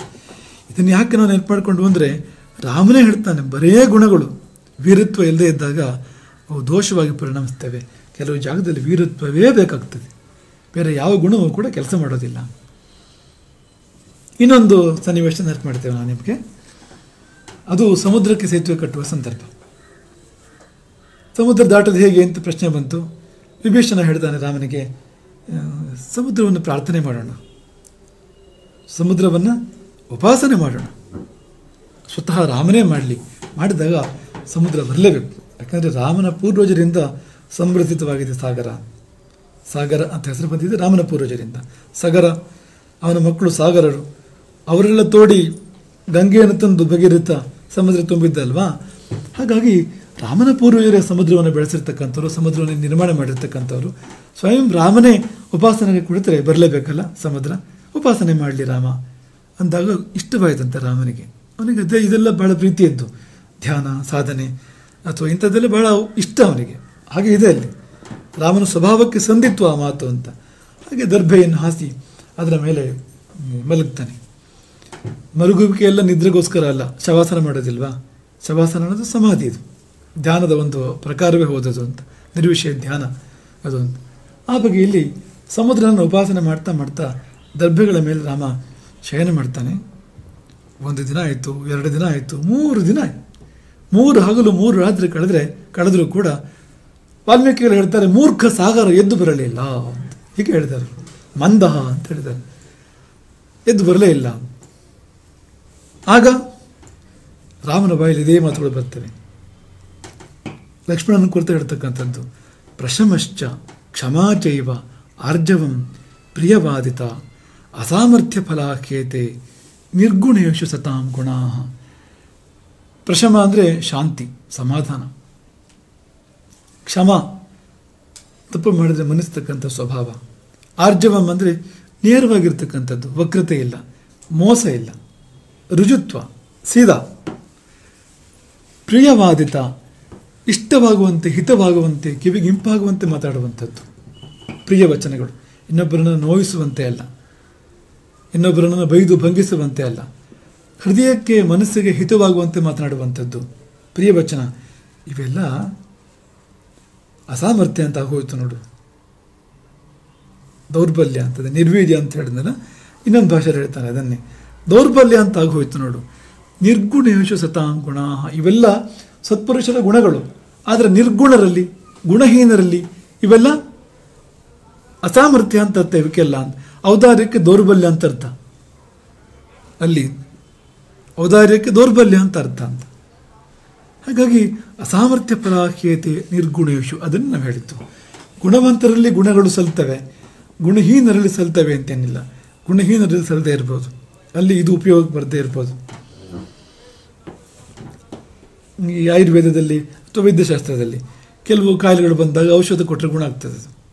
ಇನ್ನು ಕೆಲವು ಬಂದರೆ ಚಾಕು ಚೂರಿ ತಗೊಳ್ಳೇಬೇಕು, ಆಪರೇಷನ್ ಮಾಡಲೇಬೇಕು, ಕೊಯ್ಯಲೇಬೇಕು. ಅದು ಅಂಥದ್ದು ಅಂತದಕ್ಕೆ ಈ ಭಾಷೆ ಅರ್ಥ ಆಗೋದಿಲ್ಲ. ಯಾವ ಭಾಷೆ? ಈ ಭಾಷೆ ಅರ್ಥ ಆಗೋದಿಲ್ಲ, ಈ ಭಾಷೆ ಒಂದೇ ಅರ್ಥ ಆಗೋದು ಅದಕ್ಕೆ ಅಂತ. ಏನು ಮಾಡೋದು? ಹಾಗಾಗಿ ಹಾಗೆ ಅಂತ ರಾಮನ ಹೇಳ್ತಾನೆ ಈ ಮಾತನ್ನು. ಆತ್ಮಪ್ರಶಂಸನಂ, ಈ ಆತ್ಮಪ್ರಶಂಸಕರು ಇರ್ತಾರೆ, ತಮ್ಮನ್ನು ತಾವು ಹೊಗಳ್ಕೊಳ್ತಾ ಇರ್ತಾರೆ 3 ಹೊತ್ತು. ದುಷ್ಟಂ, ದುಷ್ಟರಾಗಿರ್ತಾರೆ. ದೃಷ್ಟಂ ಅಂದರೆ ಧಾರ್ಷ್ಟ್ಯ ಇರ್ತದೆ ತುಂಬ ಅವರಿಗೆ, ಈ ಸೌಮ್ಯತೆ ಅಲ್ಲ, ಧಾರ್ಷ್ಟ್ಯ ಅಂತ. ವಿಪರಿಧಾವಕಂ, ಸರ್ವತ್ರ ಉತ್ಸೃಷ್ಟ ದಂಡಂಚ. ವಿಪರಿಧಾವಕಂ, ಎಲ್ಲ ಕಡೆ ಓಡ್ತಾ ಇರ್ತಾರೆ ಅವರು, ಏನು ಕೆಲಸ ಅಂತಿಲ್ಲ, ಎಲ್ಲ ಕಡೆ ಮಿಂಚ್ತಾ ಇರ್ತಾರೆ. ಆ ಕಡೆ ಈ ಕಡೆ ಎಲ್ಲ ಓಡು, ಹಾರು, ಮೇಲೆ ಹತ್ತಿ ಇಳಿ, ಸ್ಟೇಜ್ ಮೇಲೆ ನೀನೇ ಹೋಗಿ ಕೂತ್ಕೊಂಡ್ಬಿಡು, ಈ ಥರ ಇರ್ತಾರೆ ಅವರು ಅಂತ. ವಿಪರಿಧಾವಕಂ. ಸರ್ವತ್ರ ಉತ್ಸೃಷ್ಟ ದಂಡಂಚ ಅಂತ, ಕಂಡವರ ಮೇಲೆಲ್ಲ ದಂಡ ಪ್ರಯೋಗ. ಬೇಕು ಬೇಡುವ, ಒಳ್ಳೆಯವನು ಕೆಟ್ಟವನು, ತಪ್ಪು ಮಾಡಿದವನು, ಯಾವುದೂ ಸಂಬಂಧ ಇಲ್ಲ, ದಂಡ ಪ್ರಯೋಗವೇ ಕಂಡವರ ಮೇಲೆ. ಇಂಥವರಿಗೆಲ್ಲ ಸತ್ಕಾರ ನೋಡು ಲಕ್ಷ್ಮಣ ಲೋಕದಲ್ಲಿ. ರಾಮ ಈ ಮಾತನ್ನು ಹೇಳಬೇಕಾಯ್ತು ಅಂತ. ಲೋಕ ಸತ್ಕುರುತೆಯ ನರಂ, ಇಂಥವರನ್ನ ಹೆದರಿ ಆದರೂ ಮೇಲೆ ಕೂರಿಸಿ ಪೂಜೆ ಮಾಡಿ, ಮದ್ದವರು ಪೂಜೆ ಮಾಡಿ ಕಳಿಸ್ಕೊಡ್ತಾರೆ. ದುರ್ಜನಂ ಪ್ರಥಮಂ ಮುಂದೆ, ಸಜ್ಜನಂ ತದನಂತರಂ. ದುರ್ಜನರಿಗೆ ಪ್ರಥಮ ನಮಸ್ಕಾರ, ಸಜ್ಜನರಿಗೆ ಆಮೇಲೆ ಅಂತ. ಯಾಕೆಂದರೆ ಸಜ್ಜನರಿಗೆ ಆಮೇಲೆ ಮಾಡಿದ್ರು ಅವ್ರಿಗೆ ಅಂದರೆ ಬೇಜಾರಾದರೂ ಕೂಡ ಅವ್ರು ತೋರಿಸ್ಕೊಡದೆ ಹೋಗ್ತಾರೆ ಪಟ್ಟಿಗೆ ಅವರು. ಈ ದುರ್ಜನ ಹಾಗಲ್ಲ, ಇನ್ನು ಮೈ ಮೇಲೆ ಬರ್ತಾನೆ, ಹೊಡೆದಾಟಕ್ಕೆ ನಿಲ್ತಾನೆ ಅವನು. ಹಾಗಾಗಿ ಮೊದಲು ಅವ್ರು ಪೂಜೆ ಮಾಡಿಬಿಡುವಂತ. ಅದನ್ನೇ ರಾಮ ಹೇಳಿದ್ದು, ಇಂಥವರಿಗೆ ಸತ್ಕಾರ ಪ್ರಪಂಚದಲ್ಲಿ. ನ ಸಾಮ್ನಾಶಕ್ಯತೆ ಕೀರ್ತಿ, ಸಾಮದಿಂದ ಕೀರ್ತಿಯನ್ನು ಸಂಪಾದನೆ ಮಾಡೋಕ್ಕೆ ಸಾಧ್ಯ ಇಲ್ಲ, ಸಾಮದಿಂದ ಯಶಸ್ಸನ್ನು ಸಂಪಾದನೆ ಮಾಡೋಕ್ಕೆ ಸಾಧ್ಯ ಇಲ್ಲ. ರಣಮೂರ್ಧನಿ, ಯುದ್ಧದ ನೆತ್ತಿಯಲ್ಲಿ, ಯುದ್ಧದ ಶಿಖರದಲ್ಲಿ ವಿಜಯವನ್ನು ಸಂಪಾದನೆ ಮಾಡಬೇಕು ಅಂದರೆ ಅದು ಸಾಮದಿಂದ ಸಾಧ್ಯ ಇಲ್ಲ. ಅದನ್ನೇ ಹೇಳಿದ್ದು ನಾವು. ಸಾಮದಿಂದ ಅಂದರೆ ರಿಕ್ವೆಸ್ಟ್ ರಾವಣನಿಗೆ, ಸೀತೆ ಕೊಟ್ಬಿಡ್ತೀಯ ಪ್ಲೀಸ್ ಪ್ಲೀಸ್ ಅಂದರೆ ಕೊಡ್ತಾನ ಅವನು ರಾವಣ ಕೊಡ್ತಾನ ಅವನು ಅಂತ. ಆ ಭಾಷೆಯಲ್ಲಿ ಅರ್ಥವಾಗೋದಿಲ್ಲ. ಆಮೇಲೆ ಆ ಭಾಷೆ ವಿಪರಿಣಾಮ ಕೊಡ್ಬೋದು, ಅದು ಅಂತ ಉಲ್ಟಾ ಪರಿಣಾಮ ಕೊಡ್ಬೋದು ಅದು ಅಂತ. ಅಲ್ಲಿ ಒಂದೇ ಭಾಷೆ ಅರ್ಥ ಆಗುವಂಥದ್ದು, ಅದು ಕೋದಂಡ ಅಂತ. ಎತ್ತಿದ ಧನಸ್ಸು ಹೂಡಿದ ಬಾಣಗಳು ಮಾತ್ರ ಅರ್ಥವಾಗುವಂಥದ್ದು ಅಷ್ಟೇ ಹೊರತು ಬೇರೆ ಯಾವುದೂ ಅರ್ಥ ಆಗೋದಿಲ್ಲ. ಅಲ್ಲಿ ಬಾಣಗಳು ಹೋಗಿ ಹೃದಯವನ್ನು ಬೆದರಿಸಬೇಕು ಹೊರತು ಮಾತಿನಿಂದ ಹೃದಯವನ್ನು ತೆರೆಯುವಂಥದ್ದು ಇಲ್ಲ, ಅಲ್ಲಿ ಆ ವ್ಯವಸ್ಥೆ ಇಲ್ಲ ಅಲ್ಲಿ. ಹಾಗಾಗಿ ಅಲ್ಲಿ ಬೇಕಾಗ್ತದೆ ಅಂತ. ಎಲ್ಲ ಕಡೆ ಗುಣವೇ ಸಲ್ಲುವುದಲ್ಲ. ರಾಮನ ಅವತಾರ ಕಾರ್ಯ ಕೇವಲ ಗುಣಗಳಿಂದ ಆಗೋದಿಲ್ಲ, ವೀರತ್ವ ಬೇಕೇ ಬೇಕು ಅಲ್ಲಿ. ಗುಣಮಾನ್ ವೀರ್ಯಮಾನ್ ಪಕ್ಕದಲ್ಲೇ ಬಂತು. ಮುಂದಿನ ಪದ ಧರ್ಮಜ್ಞ. ಧರ್ಮವನ್ನು ಬಲ್ಲವನಾಗಿರಬೇಕು, ಧರ್ಮವನ್ನು ಅರಿತವನಾಗಿರಬೇಕು. ಯಾವುದು ಧರ್ಮ, ಯಾವುದು ಅಧರ್ಮ, ಎಲ್ಲಿ ಧರ್ಮ, ಯಾವುದು ಧರ್ಮ, ಎಲ್ಲಿ ಯಾವುದು ಧರ್ಮ, ಯಾವಾಗ ಯಾವುದು ಧರ್ಮ, ಯಾರಿಗೆ ಯಾವುದು ಧರ್ಮ, ಎಷ್ಟು ಸೂಕ್ಷ್ಮ ಇದು. ಧರ್ಮವೆಂಬುದು ಅತ್ಯಂತ ಸೂಕ್ಷ್ಮ. ರಾಮನೇ ಹೇಳುವ ಹಾಗೆ, ವಾಲಿಗ ರಾಮನೇ ಹೇಳುವ ಹಾಗೆ, ಸೂಕ್ಷ್ಮ ಪರಮದುರ್ಜ್ಞೇಯ. ಧರ್ಮವೆಂಬುದು ತುಂಬ ಸೂಕ್ಷ್ಮವಾಗಿರ್ತಕ್ಕಂಥದ್ದು. ಪರಮ ದುರ್ಜ್ಞೇಯ. ದುರ್ಜ್ಞೇಯ ಅಂದರೆ ತಿಳ್ಕೊಳ್ಳೋಕ್ಕೆ ಕಷ್ಟ ಅಂತ, ಪರಮ ದುರ್ಜ್ಞೇಯ ಅಂದರೆ ಅತ್ಯಂತ ಕಷ್ಟ. ಅದೇನು ಅಂತ ತಿಳ್ಕೊಳ್ತಕ್ಕಂಥದ್ದು. ಒಂದು ಕಡೆ ಧರ್ಮ ಆಗಿರುವಂಥದ್ದು ಇನ್ನೊಂದು ಕಡೆ ಅಧರ್ಮ ಆಗ್ಬೋದು. ಅಧರ್ಮವು ಕೆಲವು ಜಾಗದಲ್ಲಿ ಧರ್ಮ ಆಗ್ಬೋದು ಅಲ್ವಾ. ಕತ್ತಿಯನ್ನೆತ್ತಿ ಯಾರಾದರೂ ಕುತ್ತಿಗೆಯನ್ನು ಕತ್ತರಿಸ್ಬೋದು ಅಂದರೆ ಅಧರ್ಮ ಅಧರ್ಮ ಅಧರ್ಮ ಅಂತ ಹೇಳ್ತೇನೆ ನಾವು. ಯುದ್ಧದಲ್ಲಿ ಅದೇ ಧರ್ಮ ಆಗ್ತದೆ ಅಂತ. ಹಾಗಾಗಿ ಎಲ್ಲಿ ಯಾವುದು ಧರ್ಮ, ಎಲ್ಲಿ ಯಾವುದು ಅಧರ್ಮ, ಯಾವಾಗ ಯಾವುದು ಧರ್ಮ, ಯಾವಾಗ ಯಾವುದು ಅಧರ್ಮ, ತುಂಬ ಸೂಕ್ಷ್ಮವಾಗಿರ್ತಕ್ಕಂಥದ್ದು ಇದು. ಇದನ್ನು ಬಲ್ಲವನಾಗಿರಬೇಕು. ವೀರನಾದರೆ ಸಾಲದು, ಧರ್ಮಜ್ಞನಾಗಿರಬೇಕು. ಮತ್ತೆ ಇನ್ನೊಂದು ಭಾಷೆ ವೀರ್ಯವಾನ್ ಅನ್ನೋದು ತುಂಬ ಹಿತವಾಗಿ, ಗುಣವಾನ್ ಎಂಬುದು ತುಂಬ ಹಿತವಾಗಿ ಸೌಮ್ಯವಾಗಿ ಕಿವಿಗಳಿಗೆ ಅಪಾಯಮಾನವಾಗಿದೆ. ಅಲ್ಲಿಂದ ವೀರ್ಯವಾನ್ ಅಂತ ಬಂತು,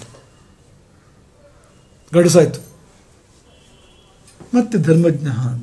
ಇದ್ಯಾಕೆ ಅಂದರೆ ಸರಳವಾಗಿ ಒಂದು ವಾಕ್ಯದಲ್ಲಿ ನಮ್ಗೆ ಹೇಳ್ತೇವೆ, ಧರ್ಮಶೂನ್ಯವಾದ ವೀರತ್ವವು ರಾಕ್ಷಸತ್ವದಲ್ಲಿ ಪರಿವರ್ತನಗೊಳ್ಳುತ್ತದೆ. ವೀರತ್ವ ಇದೆ, ಆದರೆ ಧರ್ಮಜ್ಞತ್ವ ಇಲ್ಲ.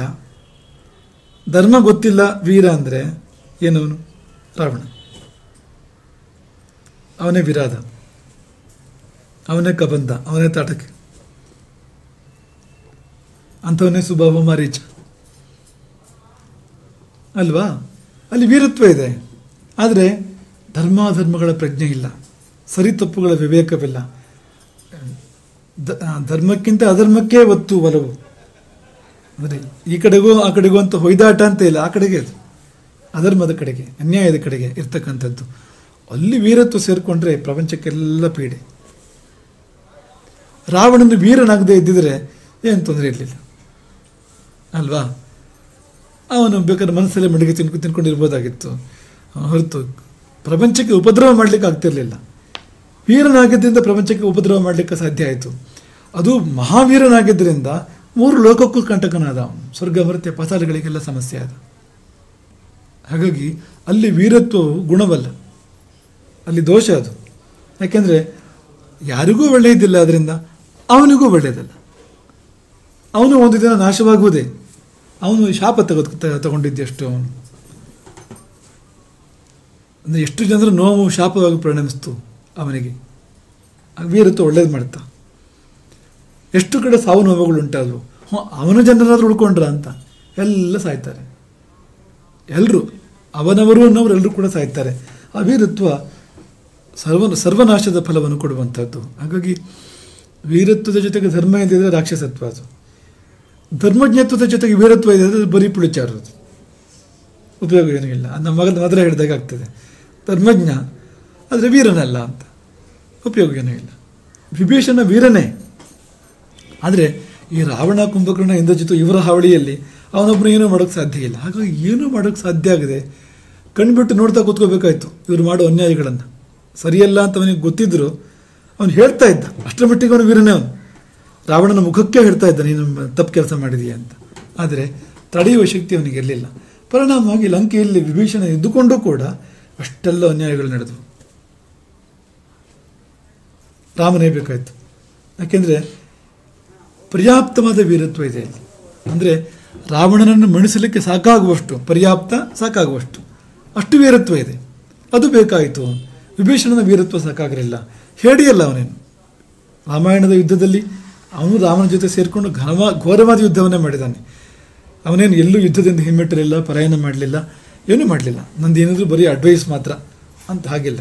ಅವನು ಗದೆ ಹಿಡ್ಕೊಂಡು ಯುದ್ಧ ಭೂಮಿ ಬಂದು ನಿಂತು ರಾಕ್ಷಸರ ಮೇಲೆ ಅವನು ಪ್ರಯೋಗ ಮಾಡಿದ್ದಾನೆ, ಧನುರ್ಬಾಣಗಳನ್ನು ಪ್ರಯೋಗಿಸಿದ್ದಾನೆ. ಅವನು ಇರ್ತಾರೆ ಕೆಲವರು ಅಡ್ವೈಸ್ ಅಂತ, ಫೀಲ್ಡಿಗೆ ಬರೋದಿಲ್ಲ ಅವರು. ಫೀಲ್ಡಲ್ಲಿ ನಾವು ನೋಡ್ಕೋಬೇಕು ಏನಾದರೂ ಅಂತ. ಅವರು ನಮಗೂ ಇನ್ನೊಬ್ರಿಗೂ ಜಗಳ ಹಚ್ಚಿಟ್ಟು ಅದನ್ನು ಜೋರು ಮಾಡಿಸಿ ಆ ಜಗಳವನ್ನು ಅಲ್ಲಿ ನಿಂತ್ಕೊಂಡು ನೋಡ್ತಾ ಇರ್ತಾರೆ ಅವರು. ಹಾಗಲ್ಲ ಅಂತ ಪ್ರಾಕ್ಟಿಕಲ್ ವೀರತ್ವ ಅದು ಅಂತ. ಹಾಗಾಗಿ ಇದೆ ಅಲ್ಲಿ ಅನೇಕ ರಾಕ್ಷಸ ವೀರರನ್ನು ಧ್ವಂಸ ಮಾಡಿದ ವಿಭೀಷಣ ತನ್ನ ಬಾಣಗಳಿಂದ. ಆದರೆ ಇವರೆಲ್ಲ ಮಹಾರಾಕ್ಷಸರು. ರಾವಣ, ಕುಂಭಕರ್ಣ, ಇಂದ್ರಜಿತು, ಪ್ರಹಸ್ತ, ಈ ವ್ಯವಸ್ಥೆಯಲ್ಲಿ ಕಷ್ಟ ವಿಭೀಷಣನಿಗೆ. ಪಾಪ ಅದು ವನ್ಯ ಮೃಗಗಳ ನಡುವೆ ಗೋವು ಬಂದು ಏನೆಹುದು ಎನ್ನುವ ಹಾಗೆ ಅದು ಅಂತ.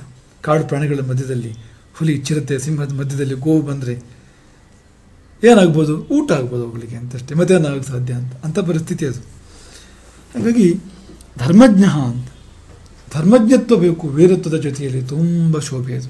ಅದೆರಡು ಒಟ್ಟಿಗೆ ಇದ್ಬಿಟ್ರೆ ಧರ್ಮ ಮತ್ತು ವೀರತನ ಅದು ಪ್ರಪಂಚದ ಆಸ್ತಿ. ಅದು ಯಾವುದು ಒಂದಿಲ್ಲದೆ ಆದರೂ ಕೂಡ ದೊಡ್ಡ ಪ್ರಯೋಜನ ಏನೂ ಇಲ್ಲ.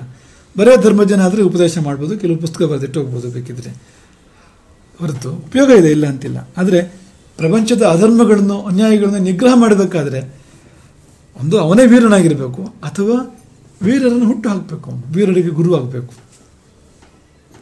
ಅದಾದರೂ ದಾರಿ. ಚಾಣಕ್ಯನು ಚಂದ್ರಗುಪ್ತನನ್ನು ಹುಟ್ಟು ಹಾಕಿದಾಗೆ ಅದಾದರೂ ಆಗಬೇಕು. ಆಗದೇ ಇದ್ರೆ ಏನು ಪ್ರಯೋಜನ ಇಲ್ಲ ಅಂತ. ಹಾಗಾಗಿ ಧರ್ಮಜ್ಞ, ಕೃತಜ್ಞ ಮುಂದಿನದು. ಕೃತಜ್ಞ ಅನ್ನೋ ಶಬ್ದಕ್ಕರ್ಥ ಕೃತಂ ಜಾನಾತಿ, ಮಾಡಿದ್ದು ಬಲ್ಲವನು ಅಂತ ಶಬ್ದಕ್ಕರ್ಥ ಅಷ್ಟೇ. ಕೃತಂ ಜಾನಾತಿ, ಮಾಡಿದ್ದನ್ನು ಬಲ್ಲವನು. ಹಾಗಂದರೆ ಈಶ್ವರನು ಮಾಡಿದ್ದನ್ನು ಬಲ್ಲವನು. ನಮಗಾಗಿ ಈಶ್ವರನು ಏನೆಲ್ಲ ಮಾಡಿದ್ದಾನೆ, ನಮ್ಮ ದೇಹ, ಈ ಜಗತ್ತು, ಈ ಎಲ್ಲವೂ ನಮ್ಮ ಹತ್ರ ಏನೇನಿದೆ ಎಲ್ಲ ಈಶ್ವರ ಮಾಡಿಟ್ಟಿದ್ದಾನೆ ನಮಗೋಸ್ಕರವಾಗಿ. ಹಾಗಾಗಿ ಈಶ್ವರನು ನಮಗಾಗಿ ಮಾಡಿದ್ದನ್ನು ಬಲ್ಲವನು, ಪ್ರಕೃತಿಯು ನಮಗಾಗಿ ಮಾಡಿದ್ದನ್ನು ಬಲ್ಲವನು. ಜೀವಗಳು, ಸಹಜೀವಗಳು, ನಮ್ಮ ಒಟ್ಟಿಗೆ ಬದುಕಿ ಬಾಳ್ತಕ್ಕಂಥ ಜೀವಗಳು ನಮಗಾಗಿ ಏನು ಒಳ್ಳೆಯದನ್ನು ಮಾಡ್ತವೆ, ಬಲ್ಲವನು. ಕೃತಂ ಜಾನಾತಿ, ಈಶ್ವರ ಕೃತಂ ಜಾನಾತಿ, ಪ್ರಕೃತಿ ಕೃತಂ ಜಾನಾತಿ, ಮನುಷ್ಯ ಕೃತಂ ಜಾನಾತಿ, ಜೀವಕೃತಂ ಜಾನಾತಿ. ಮಾಡಿದ್ದು ಕೆಲವರಿಗೆ ಗೊತ್ತಾಗೋದೇ ಇಲ್ಲ. ನಮಗೆ ಒಳ್ಳೇದು ಮಾಡಿದರೆ ಯಾರಾದರೂ ಅವ್ರ ಮನಸ್ಸಿಗೆ ಬರೋದಿಲ್ಲ. ಅದು ಅವನು ಕೃತಜ್ಞ ಆಗ್ತಾನೆ, ಆಗ ಕೃತಜ್ಞ ಆಗೋದಿಲ್ಲ. ಕೆಲವರಿಗೆ ಉಚ್ಚಾರಣೆ ಆಗದಿದ್ದಾಗ ಅದು ಎರಡೂ ಒಂದೇ ಆಗಿಬಿಡ್ತದೆ. ಅದೇ ನಾನು ಕೃತಜ್ಞ ಅಂತಲೇ ಹೇಳಿದ್ದು. ಅದೇ ಹಾಗೆ ಪಾಪ ಅವ್ರ ಪ್ರಕಾರ ಹೇಳ್ತಾ ಇದ್ದಾರೆ ಕೃತಜ್ಞ ಅಂತ. ಅಕ್ಷರ ಒಂದೇ ಆಗಿಬಿಟ್ಟಿದೆ ಎರಡಕ್ಕೂ. ಎರಡು ಬೇರೆ ಬೇರೆ ಅಕ್ಷರಗಳಿದೆ ಸಂಸ್ಕೃತದಲ್ಲಿ. ಅದಕ್ಕೆ ಜ್ಞ ಬೇರೆ, ಘ ಬೇರೆ, ಜ ಮತ್ತು ಘ ಎರಡು ಬೇರೆ ಬೇರೆ. ಅದು ಒಂದೇ ಆಗಿಬಿಟ್ರೆ, ಅಂದರೆ ಒಂದೇ ಬರೀ ನಾಲ್ಗೆಲಾದರೆ ಪರವಾಗಿಲ್ಲ, ಜೀವನದಲ್ಲೇ ಹಾಗಾಗ್ಬಿಟ್ರೆ, ಕೃತಜ್ಞತೆ ಕೃತಜ್ಞತೆ ಒಂದೇ ಆಗಿಬಿಟ್ರೆ ಭಾರಿ ತಪ್ಪು. ಹಾಗಾಗಿ ಜೀವಿಯೊಬ್ಬನಿಗೆ ಏನು ಲಭಿಸಿದ್ರು, ನಮಗೋ ನಿಮಗೋ ಯಾರಿಗೋ ಏನೇ ಲಭಿಸಿದರೂ ಅದು ದೇವರಿಂದ ಲಭಿಸಬೇಕು, ಪ್ರಕೃತಿಯಿಂದ ಲಭಿಸಬೇಕು, ಇತರ ಜೀವಿಗಳಿಂದ ಲಭಿಸಬೇಕು. ಮೂಲತಃ ದೇವರಿಂದ, ಅಲ್ಲಿಂದ ಪ್ರಕೃತಿ, ಆಮೇಲೆ ಈ ಉಳಿದ ಜೀವಿಗಳ ಮೂಲಕ ಬರ್ಬೋದು ನಮಗೆ. ಪ್ರಕೃತಿಯದ್ದೇ ಅದಲ್ಲದೆ ಯಾವುದಿದೆ ಹೇಳಿ, ಪ್ರಕೃತಿ ಮಾತಿಗೆ ಸೇರಿರ್ತಕ್ಕಂಥದ್ದೇ ಎಲ್ಲವೂ ಕೂಡ. ಅದಲ್ಲದೆ ಇರೋದು ಯಾವ್ಯಾವುದೂ ಇಲ್ಲ. ಎಲ್ಲವೂ ಅವು ಭಾವಗಳಿರ್ಬೋದು, ವಸ್ತುಗಳಿರ್ಬೋದು, ಎಲ್ಲವೂ ಪ್ರಕೃತಿ. ಆದರೆ ಬೇರೆ ಜೀವಗಳ ಮೂಲಕ ನಮಗೆ ಬರ್ತವೆ ಅವು ಅಂತ. ಹಾಗಾಗಿ ಈ ದ್ವಾರಗಳನ್ನು ನಾವು ಆಧರಿಸಬೇಕು ಅಂತ. ಯಾವ ದ್ವಾರದಿಂದ ನಮಗೆ ಒಳಿತು ಬಂತೋ ಆ ದ್ವಾರಕ್ಕೆ ನಾವು ಗೌರವವನ್ನು ಸಲ್ಲಿಸಬೇಕು, ಆದರವನ್ನು ಸಲ್ಲಿಸಬೇಕು. ಒಂದು ಪಕ್ಷ ಭಾವದಿಂದ ಕೃತಜ್ಞತೆ. ಇಲ್ಲಿಂದ ಬಂತು, ಆ ದ್ವಾರಕ್ಕೊಂದು ನಮಸ್ಕಾರ. ಈಗ ದೇವರನ್ನು ನಾವು ದ್ವಾರದ ಮೂಲಕ ದರ್ಶನ ಮಾಡ್ತೇವೆ. ಹಾಗಾಗಿ ದ್ವಾರಕ್ಕೆ ಅರಿಶಿನ ಕುಂಕುಮ ಹಚ್ಚುತ್ತೇವೆ, ದ್ವಾರಕ್ಕೆ ಕೈ ಮುಗಿತೇವೆ, ಬಾಗಿಲು ಹಾಕಿರೋ ದ್ವಾರಕ್ಕೆ ಕೈ ಮುಗಿತೇವೆ. ಯಾಕೆಂದರೆ ಪೂಜೆಯಲ್ಲಿ ಈ ದ್ವಾರಪಾಲ ಪೂಜೆ ಇದೆ, ದ್ವಾರ ಪೂಜೆಯೂ ಇದೆ. ಅದರಲ್ಲಿ ಏನು ಅದು ಇಲ್ಲದೆ ಇದ್ದರೆ ನಮ್ಗೆ ಹೇಗೆ ಕಾಣ್ತಾ ಇದ್ದ ಭಗವಂತ? ದರ್ಶನ ಎಲ್ಲಿಂದ ಆಗ್ತಾ ಇತ್ತು? ಹೀಗೆ ಕಲ್ಲಿನ ಮರದ ದ್ವಾರ ಮಾತ್ರ ಅಲ್ಲ, ಮನುಷ್ಯರು ಕೂಡ ದ್ವಾರ ಆಗ್ಬೋದು. ಎಷ್ಟೋ ಬಾರಿ ಗುರುವನ್ನು ಸೇರಲಿಕ್ಕೆ ಯಾರೋ ದ್ವಾರವಾಗ್ತಾರೆ, ದೇವರನ್ನು ಕಾಣಲಿಕ್ಕೆ ಇನ್ಯಾರೋ ದ್ವಾರವಾಗ್ತಾರೆ, ಗುರು ದ್ವಾರವಾಗ್ತಾನೆ ದೇವರನ್ನು ಕಾಣೋದಕ್ಕೆ. ಈ ದ್ವಾರಗಳನ್ನು ಆಧರಿಸಿದವನಿಗೆ ಏನು ಶಿಕ್ಷೆ? ದ್ವಾರಗಳು ಮುಚ್ಚಲ್ಪಡ್ತವೆ ಅವನ ಪಾಲಿಗೆ. ಯಾರು ದ್ವಾರಗಳನ್ನು ಅನಾದರ ಮಾಡ್ತಾನೋ, ಕೃತಜ್ಞನಾಗ್ತಾನೋ, ತನಗೆ ಒಳಿತು ಎಲ್ಲಿಂದ ಹರಿದು ಬಂತೋ ಅದನ್ನು ಯಾರು ಆಧರಿಸುವುದಿಲ್ಲ, ಅದನ್ನು ಪೂಜಿಸುವುದಿಲ್ಲ ಅಥವಾ ಗೌರವಿಸುವುದಿಲ್ಲ, ಪ್ರೀತಿಸುವುದಿಲ್ಲ, ಅಂಥವನ ಪಾಲಿಗೆ ದ್ವಾರ ಬಂಧ, ದ್ವಾರಗಳು ಮುಚ್ಚಲ್ಪಡ್ತವೆ. ಅವನಿಗೆ ಒಳ್ಳೆಯದಾಗೋದಿಲ್ಲ ಮುಂದಕ್ಕೆ. ಮತ್ತೆ ಆ ಒಳಿತಾಗುವ ದಾರಿಗಳು ಮುಚ್ಚಿ ಹೋಗ್ತಾ ಬಂದ್ಬಿಡ್ತವೆ, ಒಂದೊಂದೇ. ಹೀಗಾಗಬಾರ್ದು. ಅಂದರೆ ಕೃತಜ್ಞತೆ ಬೇಕು ನಮಗೆ. ನಾವು ಮೂರದ ಸ್ಮರಣೆ ಮಾಡಬೇಕು. ನಾವು ಎಲ್ಲಿಂದ ಬಂತು ನನಗಿದು. ಈಗ ನೋಡಿ, ವಿಷಯ ಚೌರ್ಯ ಅಂತ ಹೇಳ್ತಾರೆ. ಕೃತಿಚೌರ್ಯ, ವಿಷಯ ಚೌರ್ಯ. ವಿಷಯ ಯಾರದ್ದು ಆಗಿರ್ತದೆ. ಇದೆಲ್ಲ ಅಂದರೆ ಕಳ್ಳತನವೇ ಹೌದು, ಆದರೆ ಅದು ಕಳ್ಳತನ ಅಂತ ತಕ್ಷಣ ಗೊತ್ತಾಗೋದಿಲ್ಲ, ನಮಗೂ ಅನಿಸೋದಿಲ್ಲ, ಮಾಡುವನಿಗೂ ಕೂಡ ಅನಿಸೋದಿಲ್ಲ ಅದು ಅಂತ. ವಿಷಯ ಯಾರದ್ದು ಆಗಿರ್ತದೆ. ಅವನ ಹೆಸರು ಹೇಳಿದೆ ನಾವು ನಮ್ಮದಾಗಿ ಹೇಳ್ಕೊಂಡ್ರೆ ನಿಜವಾಗಿ ಅವನದ್ದಾಗಿರ್ತದೆ, ಅವನಿಂದ ಬಂದದ್ದಾಗಿರ್ತದೆ ಅದು. ಇದು ಕಳ್ಳತನವೇ ಇದು. ದ್ವಾರದ ನೆನಪಾಗಬೇಕು.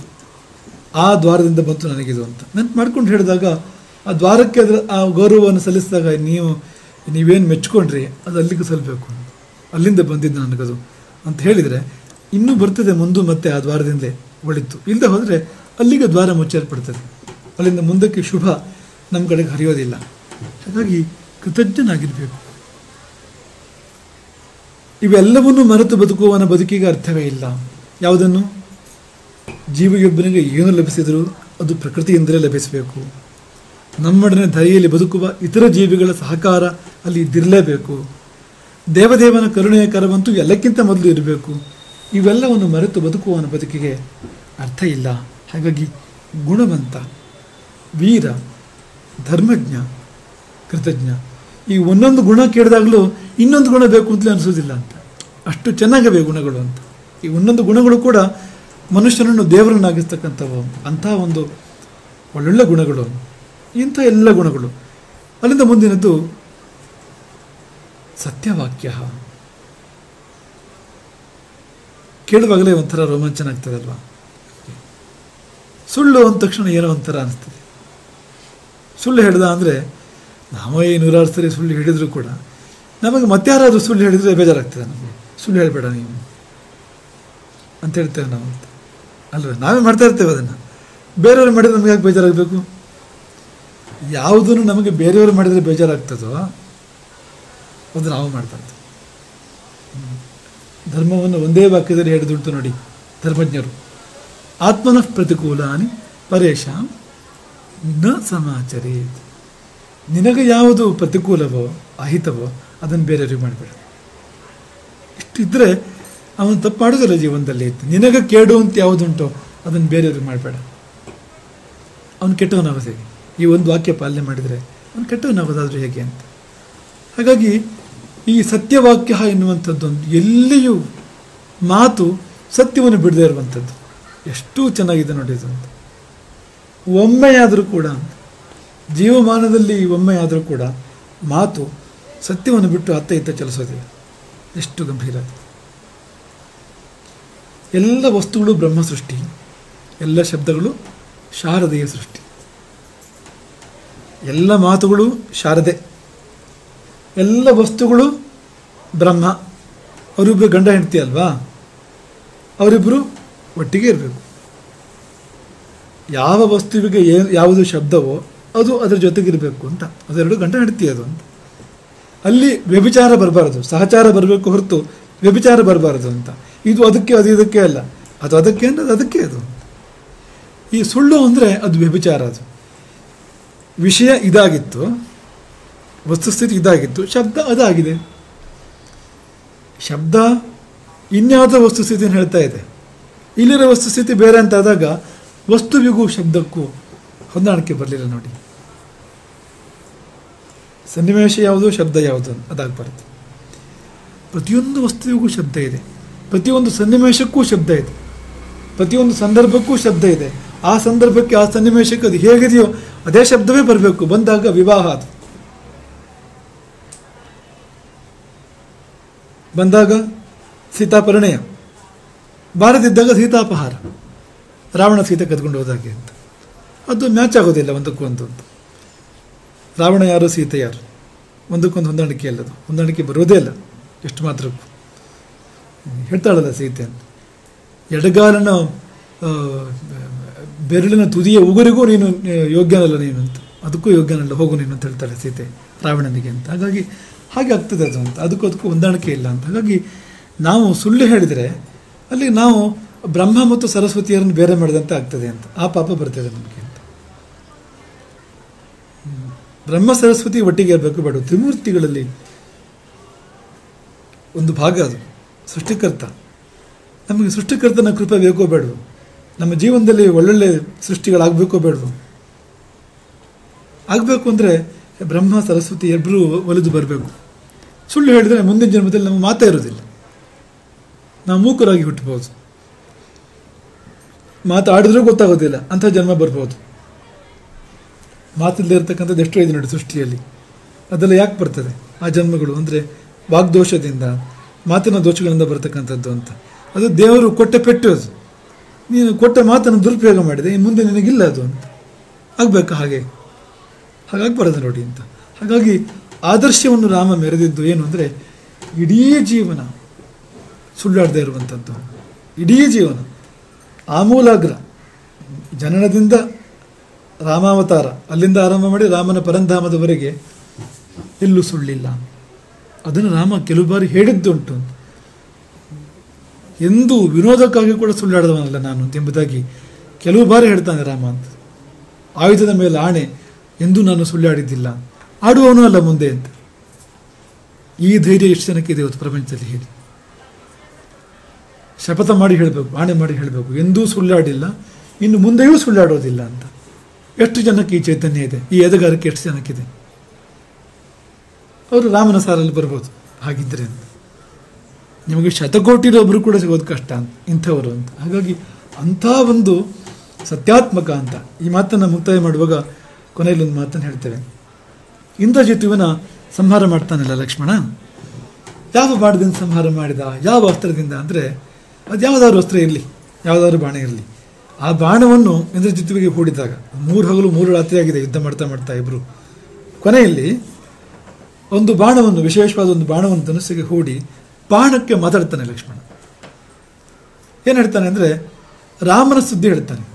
ರಾಮನು ಧರ್ಮಾತ್ಮನಾದರೆ, ರಾಮನು ಸತ್ಯಸಂಧನಾದರೆ ಎಲ್ಲ ಈ ಬಾಣವೇ, ನೀನು ಇಂದ್ರಜಿತುವನ್ನು ಸಂಹಾರ ಮಾಡು. ಧರ್ಮಾತ್ಮ ಸತ್ಯಸಂಧಶ್ಚ ರಾಮೋ ದಾಶರಥಿರಿ ಯದಿ, ಆಗಿದ್ದರೆ ಮಾಡು ನೀನು ಅಂತ.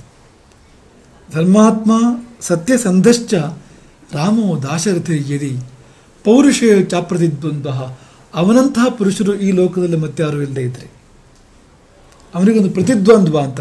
ರಾಮ ಅವನಂಥವನೇ ಇವನು ಅಂತ ಅನ್ನೋ ಹಾಗೆ ಇನ್ನೊಬ್ಬ ಪುರುಷ ಇಲ್ಲ ಅಂತ. ಅದು ಹೌದು ಅಂತಾದರೆ ಶರ ಏನಂ ಜಹಿ ರಾವಣಿಂ, ಈ ರಾವಣನ ಮಗನನ್ನು ಎಲ್ಲಿ ಬಾಣವೇ ಕೊಲ್ಲು ಅಂತ. ಆವರೆಗೆ ಇಂದ್ರನಿಗೂ ಸಾಧ್ಯವಾಗದೇ ಇರತಕ್ಕಂಥದ್ದು, ಇಂದ್ರಜಿತು ಅಂತ ಆಗ್ತಾನಲ್ಲವನು, ಯಮನಿಗೂ ಸಾಧ್ಯ ಆಗದೆ ಇರತಕ್ಕಂಥದ್ದು ಆ ಬಾಣಕ್ಕೆ ಸಾಧ್ಯ ಆಯಿತು. ಆ ಬಾಣದಲ್ಲಿ ರಾಮನ ಪರೀಕ್ಷೆ. ರಾಮ ಧರ್ಮಾತ್ಮ ಹೌದೋ ಅಲ್ವೋ, ರಾಮ ಸತ್ಯಸಂಧ ಹೌದೋ ಅಲ್ವೋ, ರಾಮ ಅಪ್ರತಿದ್ವಂದ್ವ ಪೌರುಷ, ಪೌರುಷದಲ್ಲಿ ಪ್ರತಿದ್ವಂದ್ವ ಇಲ್ಲ, ಅಂತಹ ಪುರುಷ ಹೌದೋ ಅಲ್ವೋ ಎಂಬುದರ ಪರೀಕ್ಷೆ ಆ ಬಾಣದಲ್ಲಿ ಆಗಿ ಹೋಗಿದೆ. ಲಕ್ಷ್ಮಣನಿಗೆ ಸಂಪೂರ್ಣ ವಿಶ್ವಾಸ ಇದೆ, ಭರವಸೆ ಇದೆ, ಇದೇನು ಫಲ ಗೊತ್ತಿದೆ ಅವನಿಗೆ ಅಂತ. ಬಾಣಕ್ಕೆ ಅವನು ಹೇಳೋದು ಅಂತ. ಈ ಮಾತನ್ನು ಹೇಳಿದಾಗ ಜಡವಾದ ಬಾಣ ಅದ್ಭುತವಾದ ಕಾರ್ಯವನ್ನು ಮಾಡ್ತು ಅಂದರೆ ಎಂಥ ಸತ್ಯಸಂಧನಾಗಿರಬೇಕು ಅವನು. ಹಾಗಾಗಿ ವಾಲ್ಮೀಕಿಗಳ ಹೃದಯದಲ್ಲಿ ಈ ಬಗೆಯ ಗುಣವಂತನ, ವೀರನ, ಧರ್ಮಜ್ಞನ, ಕೃತಜ್ಞನ, ಸತ್ಯಸಂಧನ ಕಲ್ಪನೆ, ದರ್ಶನ, ಕಲ್ಪನೆ ಅಲ್ಲದು, ಅಂತಹದೊಂದು ರೂಪದ ದರ್ಶನ ಆಗಿದೆ. ಅದು ಯಾರು ಎಂಬುದಾಗಿ ನಾರದರನ್ನು ವಾಲ್ಮೀಕಿಗಳು ಕೇಳ್ತಾ ಇದ್ದಾರೆ. ಹರೇ ರಾಮ.